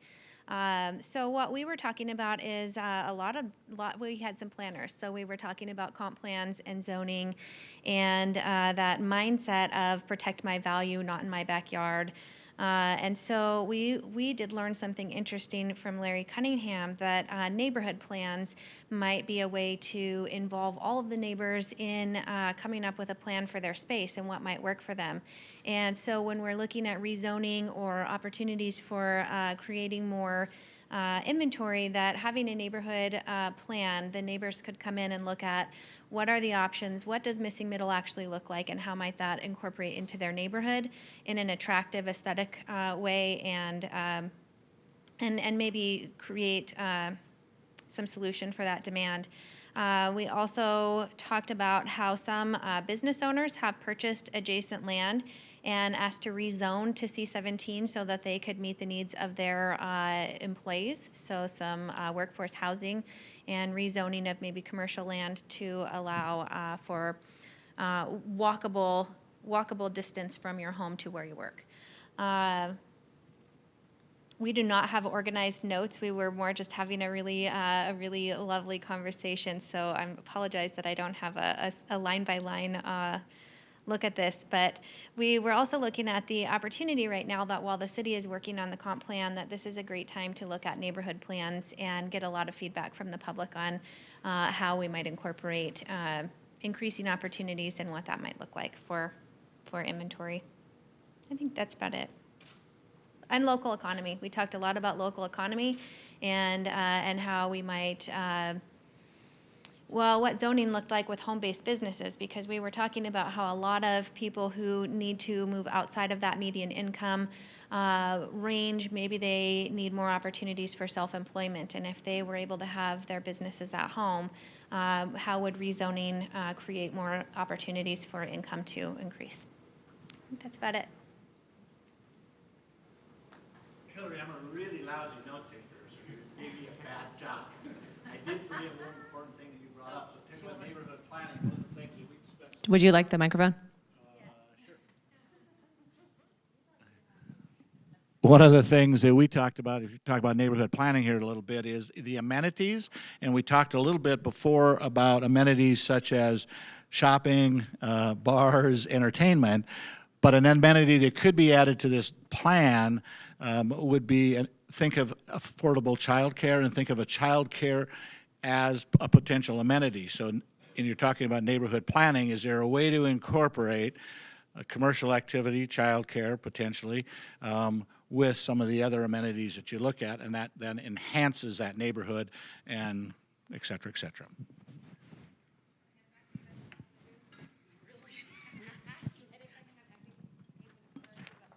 Allie did not tell me that I had to come up here, so thank goodness Jimmy talked about financing, because we really didn't at my table. We talked a lot about the hospitality workers and the problems that Kootenai is facing. And one solution that came up that we thought was really great would be for those homes that are being built out at State Line. The buyers who are in that market, they want to work here, but they can't get here. And we thought it would be great if those employers provided a transportation option. Maybe they have a bus and they have a monthly fee that those employees pay that gets them to work. So that I was really excited about that option. We also talked about, there was a question, how would a homeowner who wanted to add that accessory unit pay for that? And of course, home equity is always a great way to do that. There's going to be zoning problems wherever they do it. And there was a real concern that it might be too late in Coeur d'Alene. This is really, we're behind the 8 ball, and there's not the room to have the impact that it could really have if this was something that happened out in Post Falls or in Rathdrum. So that's kind of what we were all talking about. Thank you, appreciate it. All right, who wants to come next? Lindsay, you want to come on up?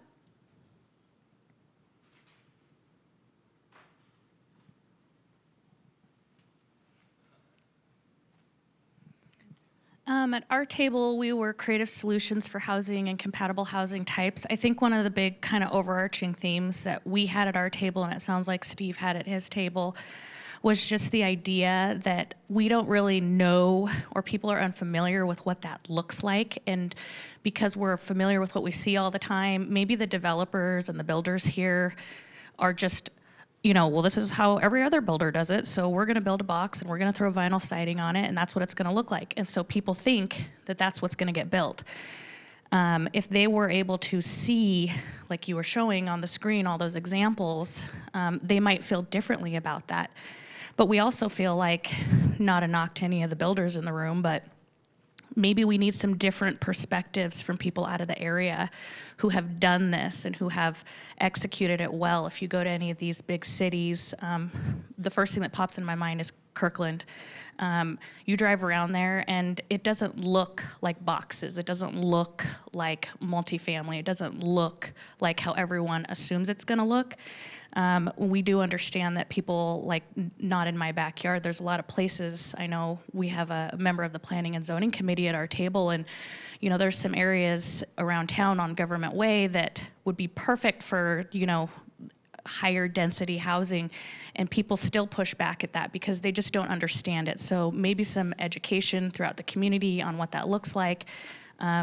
Bringing other people in that have done this type of product to kind of educate the builders and the developers in our area on how to do that and what it looks like.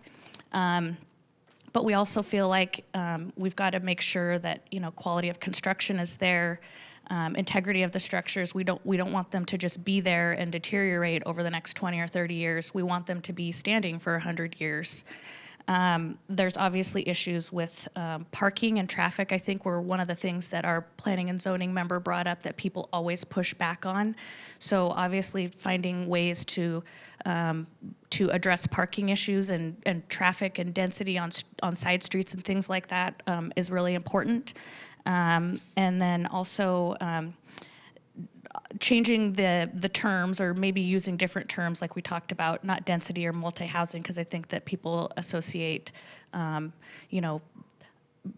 maybe lower income or not as much curb appeal associated with those properties.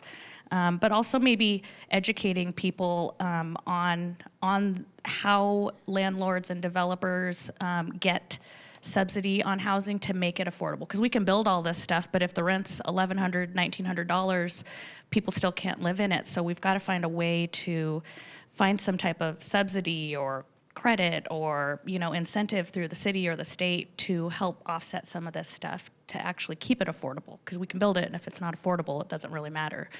And then I think some of the other stuff that we brought up, there were some examples. In Washington, they have, and I don't know how this would fly in Idaho, obviously, but there's fees that are added to real estate transactions that go into a general trust fund, and they're used to subsidize affordable housing issues around the cities. And that money that's collected stays in that area, so it's not like we'd collect money and it'd go down to Boise or Idaho Falls or something like that, but it would stay in this area. Using SNAP programs or loan programs like Idaho Housing to help supplement affordability issues, and then for people on fixed income like senior housing and stuff like that. And then also a CB or CDBG, like a revolving loan program for people to make improvements to their houses that they might not otherwise be able to make. So these are just some of the things that we brought up, but I think the big issue was educating people on what exactly high density housing can look like, and that it can still be pretty and cute, and we can bring people in that know how to do this stuff and be creative with it. Thank you. All right, who wants to come up next and report out? Okay, Marie, come on up, thanks. I also didn't know I was going to be reporting, so our notes are a bit scattered. We were target areas and characteristics, so I will start with our target areas. We saw the Atlas site, and we had a lot of discussion about this. One of the questions was, is it too late already? There's some hopes at our table that it's not too late, that we could get this zoning permitted, and that there could be some missing middle housing at the Atlas site. Midtown, Health Corridor, and Wild Waters area.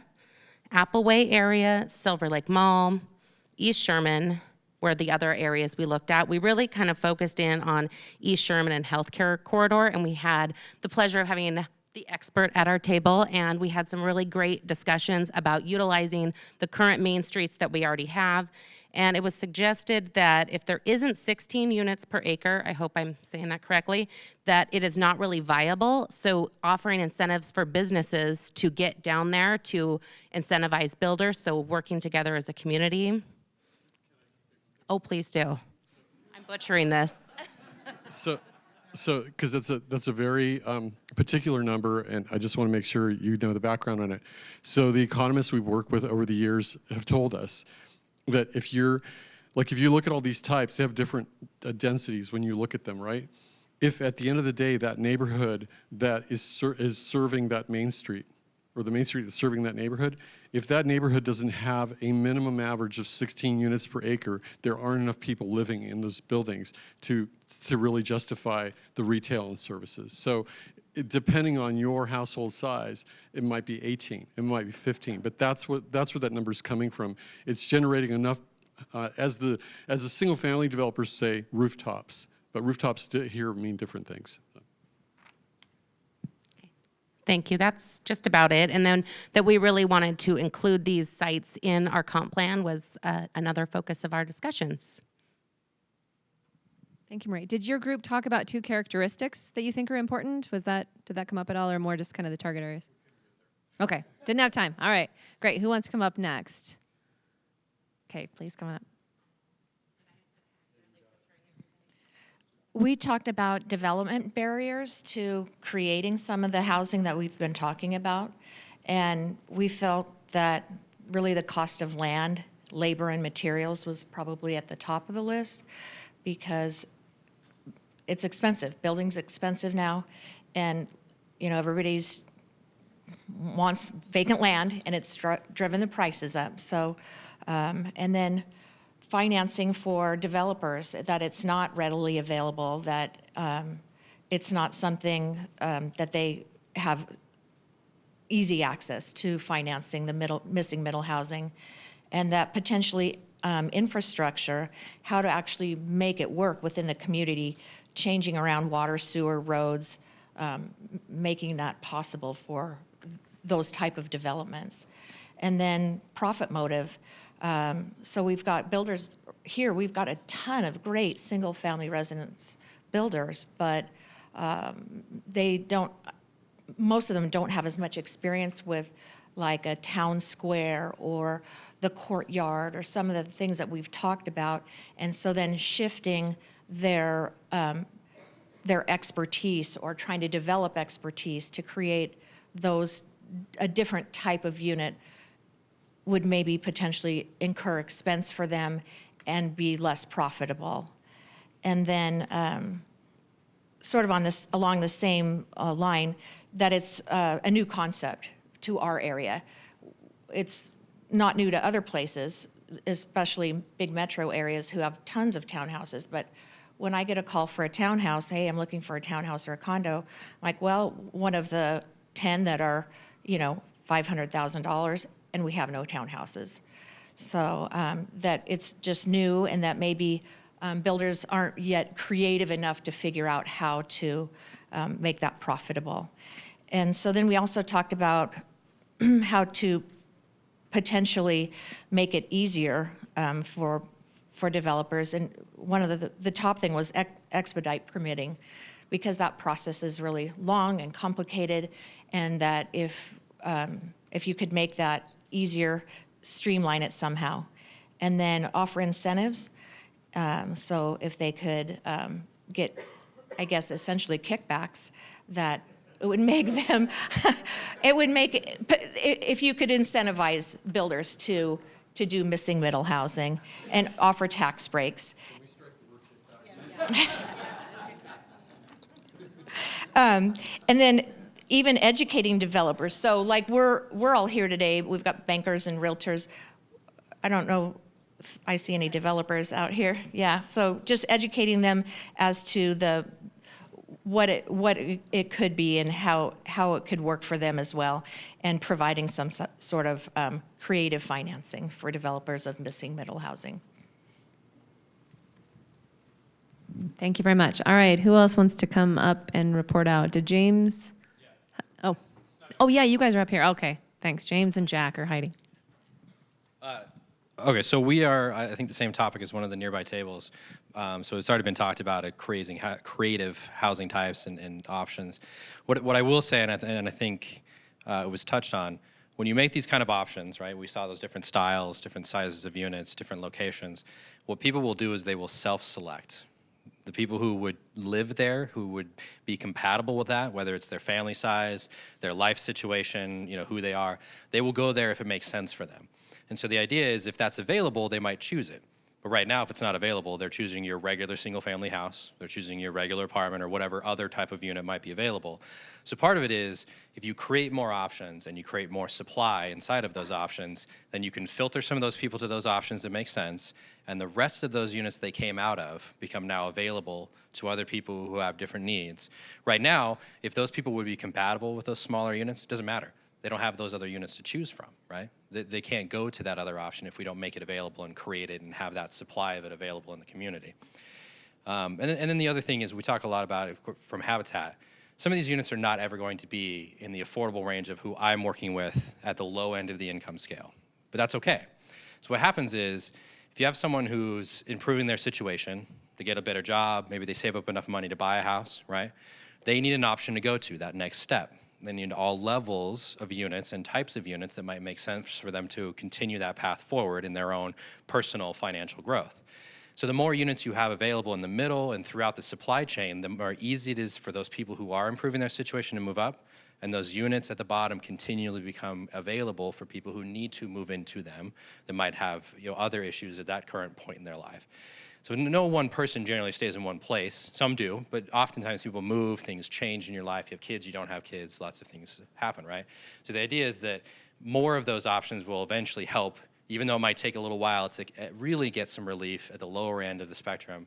It's just something that benefits everybody to have more choices and more available for people to move around and get what they need depending on where they're at in their life. Yeah. Jack, you want to tell us how your group fared? Thank you. I just wanted to mention one thing. You brought up the Housing Trust Fund, and just wanted to let you know that there's a National Housing Trust Fund that the state of Idaho gets $3 million a year from. It's from profits from Fannie Mae and Freddie Mac that comes to the state, and it has its strings attached. And the state of Idaho is one of 3 states that has a housing trust fund but has never been funded. So next time you see your legislators, ask them why. That would help. So anyway, the incentives that we talked about that we think that could help, we talked about the parking issue, maybe reducing the number or the sizes of the parking on each property. Review the zoning to allow more, and I don't want to say density, but whatever word you want to use, or multiple units on a parcel. Talked a lot about urban renewal districts and PUDs, maybe providing incentives for not only the developers for the single-family homes or multifamily homes, but also for businesses so that they would come in, provide a business within that area, so for the walkability. But also when we provide those incentives, make sure there's strings attached so that they are, you know, whatever you want to put on there, you have to sell this home to somebody that's at 80% AMI or whatever the number is, making sure you have those strings attached. Maybe look at smaller minimum lot sizes for some of those infill areas, and then provide the tax incentives passed on to the developers with those strings. So that's what we talked about. Thank you. Did we miss any tables? Nope. Okay, great. So Tony was going to, I think, give us a few closing. Are you good kind of giving any recommendations for us next steps or? So thank you very much for, I'm really impressed with how many people are still here after almost 4 hours. It really is important to you, and that's evident by the fact that you're here and participating. Yeah, I think the takeaways are that please share this with people that you know, with your circles, and talk to them. Every one of you has an area of influence, and do that. Use that to to inform them, or maybe ask questions of them that maybe you're not clear about, because maybe this isn't totally clear to you yet. But just keep thinking about it, and start, like at our table, start thinking of the centers as like the East Sherman. You're redoing that area. That's a center. That's an amenity the developer doesn't have to build. It's an amenity that you as a missing middle developer or advocate can attach to. So don't always think of this as something you have to create from scratch. You're attaching to something that others are doing. So motivate the people to renovate East Sherman, all those other centers around that were mentioned by Marie. That's really one of the biggest things you can do in your comp plan, is recognize those centers that exist and that you want to keep going, and then map new centers out of either dead shopping centers or property that isn't anything yet. It might be a small center. Map them, and then also identify, is this a neighborhood center? Is it a community center? Is it a downtown, regional center? You don't have all the same kind. And start thinking about where missing middle can attach to those places, whether they exist or not. And then on the density thing, here's the other thing, is a lot of places say, oh, that's great, Tony, we're not going to use the term density anymore, but the lawyers say that we have to because our comp plan says we have to. Okay, great. Then use this term, resultant density. So density is what you use in the fields to tell somebody how many units they can get on their field that doesn't have any streets yet. But when you're working in infill situations, it's a whole different thing, as you've seen. So then you want to say, oh, my bottle's not here, but can you hand me that for a second? I'm really literal and visual. So this is sixplex. And on a lot of 65 by 130, it equals this. This is the resultant density of that object. You take that and you say, we're not going to regulate by density, but we're disclosing that that's the result number when you calculate the density. And so you adjust your comp plan and your rules to not be that literal and say 62, but you adjust it and you adjust your standards when you use missing middle to either use the number or fit that number. So don't change all of your zones. So this is also for the people that are watching this later and say, that guy said they're going to change my zoning to 62 units to the acre. No. Where you agree to ultimately map missing middle as allowable, you may legally or politically have to use the term resultant density instead of not density at all, and that's okay. But remember, resultant density is different. It's like going into a place and saying, well, what do you want? I want this object. Okay, let me tell you about it. Instead of, I'm going to tell you the numbers yet you have to observe, and then I'll tell you what objects you get. No, I'm choosing from the array of types, and this is the one I want. Well, the resultant density associated with that type is X. So what you want to do is fix those or allow those numbers in your zoning ordinance and through your comp plan only for those types. If you don't, you'll get the bad multifamily development that you already don't want using those higher numbers, and you have a bigger problem, okay? The other thing is education, education, education. Like, you're doing this is great. Do it with builders. Have a session just with builders and banks, like what you guys are talking about with the banks and financing. It really is, a big hurdle, and it's a circle, vicious circle. Not enough of it exists out there, but new, it doesn't exist enough yet in your area, so people say it doesn't exist, and so that whole circle, and you just need to talk that through. I think also you need to be really careful about making sure, if I didn't say this in my talk, I'll say it again for clarity. The suburban areas of your town, what I remember seeing yesterday, mostly north of all this, people buy in those areas to be separated from a lot of the things that we've been talking about today. They want that distance. They want that separation. They want all that. That's great. I'm not judging that. I'm simply saying the expectations that come with making purchases in those areas are hugely different with the expectations of the areas that we're talking about where you're attaching to an existing main street. You're 2 blocks away from a neighborhood center. That's a very different deal. And so communities have failed by getting all worked up about this and saying, this is great, this is awesome. Let's go put it in the suburbs. Game over. You lose. Because it's a huge opposition that probably won't ever want it. So allow them to have that choice, but don't start there. Start in the areas that you've been talking about and make those work. It's going to take enough work to make those happen. So work on those, and then allow the suburbs to use this tool if they want to, but leave it there. Don't go any further than that, because it'll be over in day one.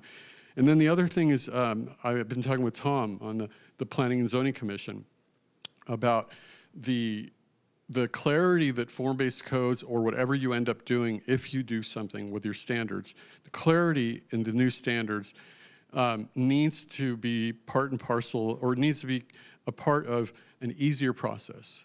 In the early days, 20 years ago, we were writing these codes, and communities saw all the detail in the codes, and they said, great, this is awesome. And then they kept the same process. So the developer now has really prescriptive requirements and a longer clear list, but they have to go through this heavy-duty process still. And when you do this, part of what you're saying is, we're not going to take everything to the commission and everything to the council, because the idea is that if you go through a process, you will have agreed on what those standards should be, and the council doesn't need to see everything and doesn't need to see where the trash enclosure goes and all this stuff, because the standards will be more clear. But because of the concerns about what these new buildings could look like, however good the pictures look, there will be concerns about what they eventually look like, and so you should still keep design review. So make the rules clear, and even if they're robust, make them clear and the process simple. Keep it administrative, but the process that needs to be discretionary is design review only for architecture. You shouldn't go through this process with clear rules and, hey, I'm using the fourplex type, I'm following the rules, here's my main body, here's my wings, I'm doing all the stuff you said, I'm doing all that. It's house scale, it meets everything. Oh yeah, but you still need to go to the Planning and Zoning Commission, because they're gonna look at it in total. That would be onerous and unnecessary. Meet the standards, which are carefully prepared, then the subjective, which is the architecture, that should go to the design review, especially for these kinds of buildings, the first ones. Maybe a couple years later, after you do 4 or 5, people go, oh, we don't need to take all of them. Maybe you won't get there, but that's an option. But the first couple years that you do this, take the architecture only to design review, but don't take the rest. That's a mistake other cities have done. And then lastly, whenever you advocate, you find yourself like correcting, right? Oh wait, that's not what it is. You're going to find yourself having to do that. So somebody says, oh, but that's too high density, and then you have to bring them back to this, to that palette, and say, what do you mean by high density? Well, I don't. And when you talk with people, they're talking about things that aren't this. So you have to constantly come back to the objects. That's why I spend so much time talking about these types, because the second you get away from those, then it's very difficult to understand what each of you are saying. We could be talking, and I don't know what the heck you're talking about. So I'm talking about the mansion. You know, that one that's 6 to 10 units, and is this wide and that long? You got to stay there. And what those will get adjusted if you do this. Those will get adjusted for your lot sizes and your tastes and your and all that stuff, and parking and everything else. But got to keep coming back to the object, or else you'll just do another version of your zoning. And the other thing is that don't let people confuse this with a substitute for R34 zoning. I've heard all about your R34 zoning, and I can understand why that causes problems, but here's the problem. There's a reality that developers need more than what R17 allows. That's a reality. The disconnect is that the next tool available for them to use is the R34 zoning, and it's not the best tool. It's allowing things that are out of scale and wrong size next to houses. And so the best way to do it is to go back to something that it's all house scale buildings and say which one fits in those areas. So make sure that that's clear to people, that this is not a substitute for R34 zoning, and that R34 zoning is the wrong tool. But that you acknowledge the right one is a code that lets these types happen. That's the other thing too, is that I keep referring to the palette like it's up there, but the palette of types isn't used everywhere.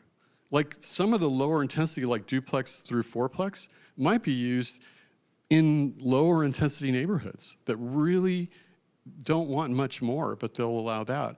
But then let's say on East Sherman, the lots that are on the end grain that face that street, but there's a quiet side street on the side, maybe that's where you put the courtyards and the mansions and all those stuff on an avenue. So be careful about how you allow those. That's how you deploy them. That's why it's a palette. It's not, you don't take all those and dump them in one neighborhood. You deploy them. You really, and that's carefully done through your zoning standards. So, and that's the other thing. Average density and FAR and all those things, they just go out the window because you're talking about very specific things here. And then whatever those result in, if you have to use those numbers, then that's what the numbers are. But don't begin with the number as a driver. What else? I'm trying to think of what else to tell you before I stop. Yeah, I mean, I think that's it. Just be really careful and thoughtful. Not that you wouldn't be, but if you show people, especially the opponents that are watching this and maybe here in the room, if you show people that you're thoughtful and careful and you're measuring things and you're looking at where and why and maybe not, it's harder to characterize you as completely just crazy. If you show logic and you show the reasons behind your logic and why you're thinking about an area and why you're not thinking about an area, or why a certain area should only get up to the fourplex and no more, and other areas should get something more than that, the people will see you as credible. And I'm not saying you wouldn't be, but it's easy to take this and be misunderstood as trying to do it everywhere full bore. So, yes.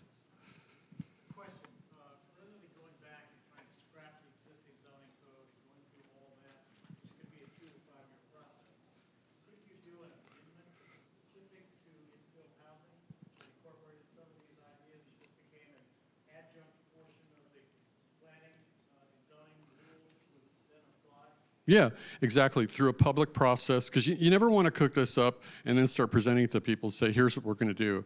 You want to, again, educate neighborhoods, educate property owners, just like you did today. It takes time, but it's worth it. Because when people consent to it and say, yeah, I want this, it's a whole different thing. And so to answer your specific question, a tool that I would recommend for this, two options. One is to go in and look at the zones that would actually be affected in the areas that you're thinking about and add these standards to those zones. That sometimes is problematic for people because they say you're changing my base zoning and that was going to scare my bank. I was getting a loan, I'm right in the middle of it, it's going to scare the loan. All kinds of things. We usually like to do that. It's harder work, but it's better in the end. The other way, which might be easier here, which we don't normally recommend, is an overlay. We hate overlays because we don't recommend them because they're just another patch on the zoning, but sometimes they're unavoidable. And here might be that is the approach, is you develop an ordinance and that ordinance is mapped to specific areas that may be one or several zones, and you could call it the missing middle housing overlay zoning district. And that has its own standards. So the base zone continues to regulate except where this overlay is mapped. And this overlay has its clear standards. All these building types and those standards in the design review would be right in there. So. Thank you, Tony. It's been great to have you here today to kind of enlighten us and really learn more about missing middle housing. So that is basically it. Really appreciate everyone being here today and sticking through this whole forum with us. It's been very informative and great conversations. That was great to hear about the roundtable report. So thank you to our sponsors and to all of you and North Idaho College for hosting us, Coeur d'Alene Association of Realtors for helping get the grant to bring Tony here, and to the other ones listed here. So CDA 2030 was also a big part of this in co-hosting and an in-kind sponsor. Idaho Housing and Finance, thank you for coming up here from Boise, but also for helping sponsor this event. Mountain West Bank, Spring Hill Suites, Widmer Corporation, and Glacier Partners. So thank you all and have a fantastic day.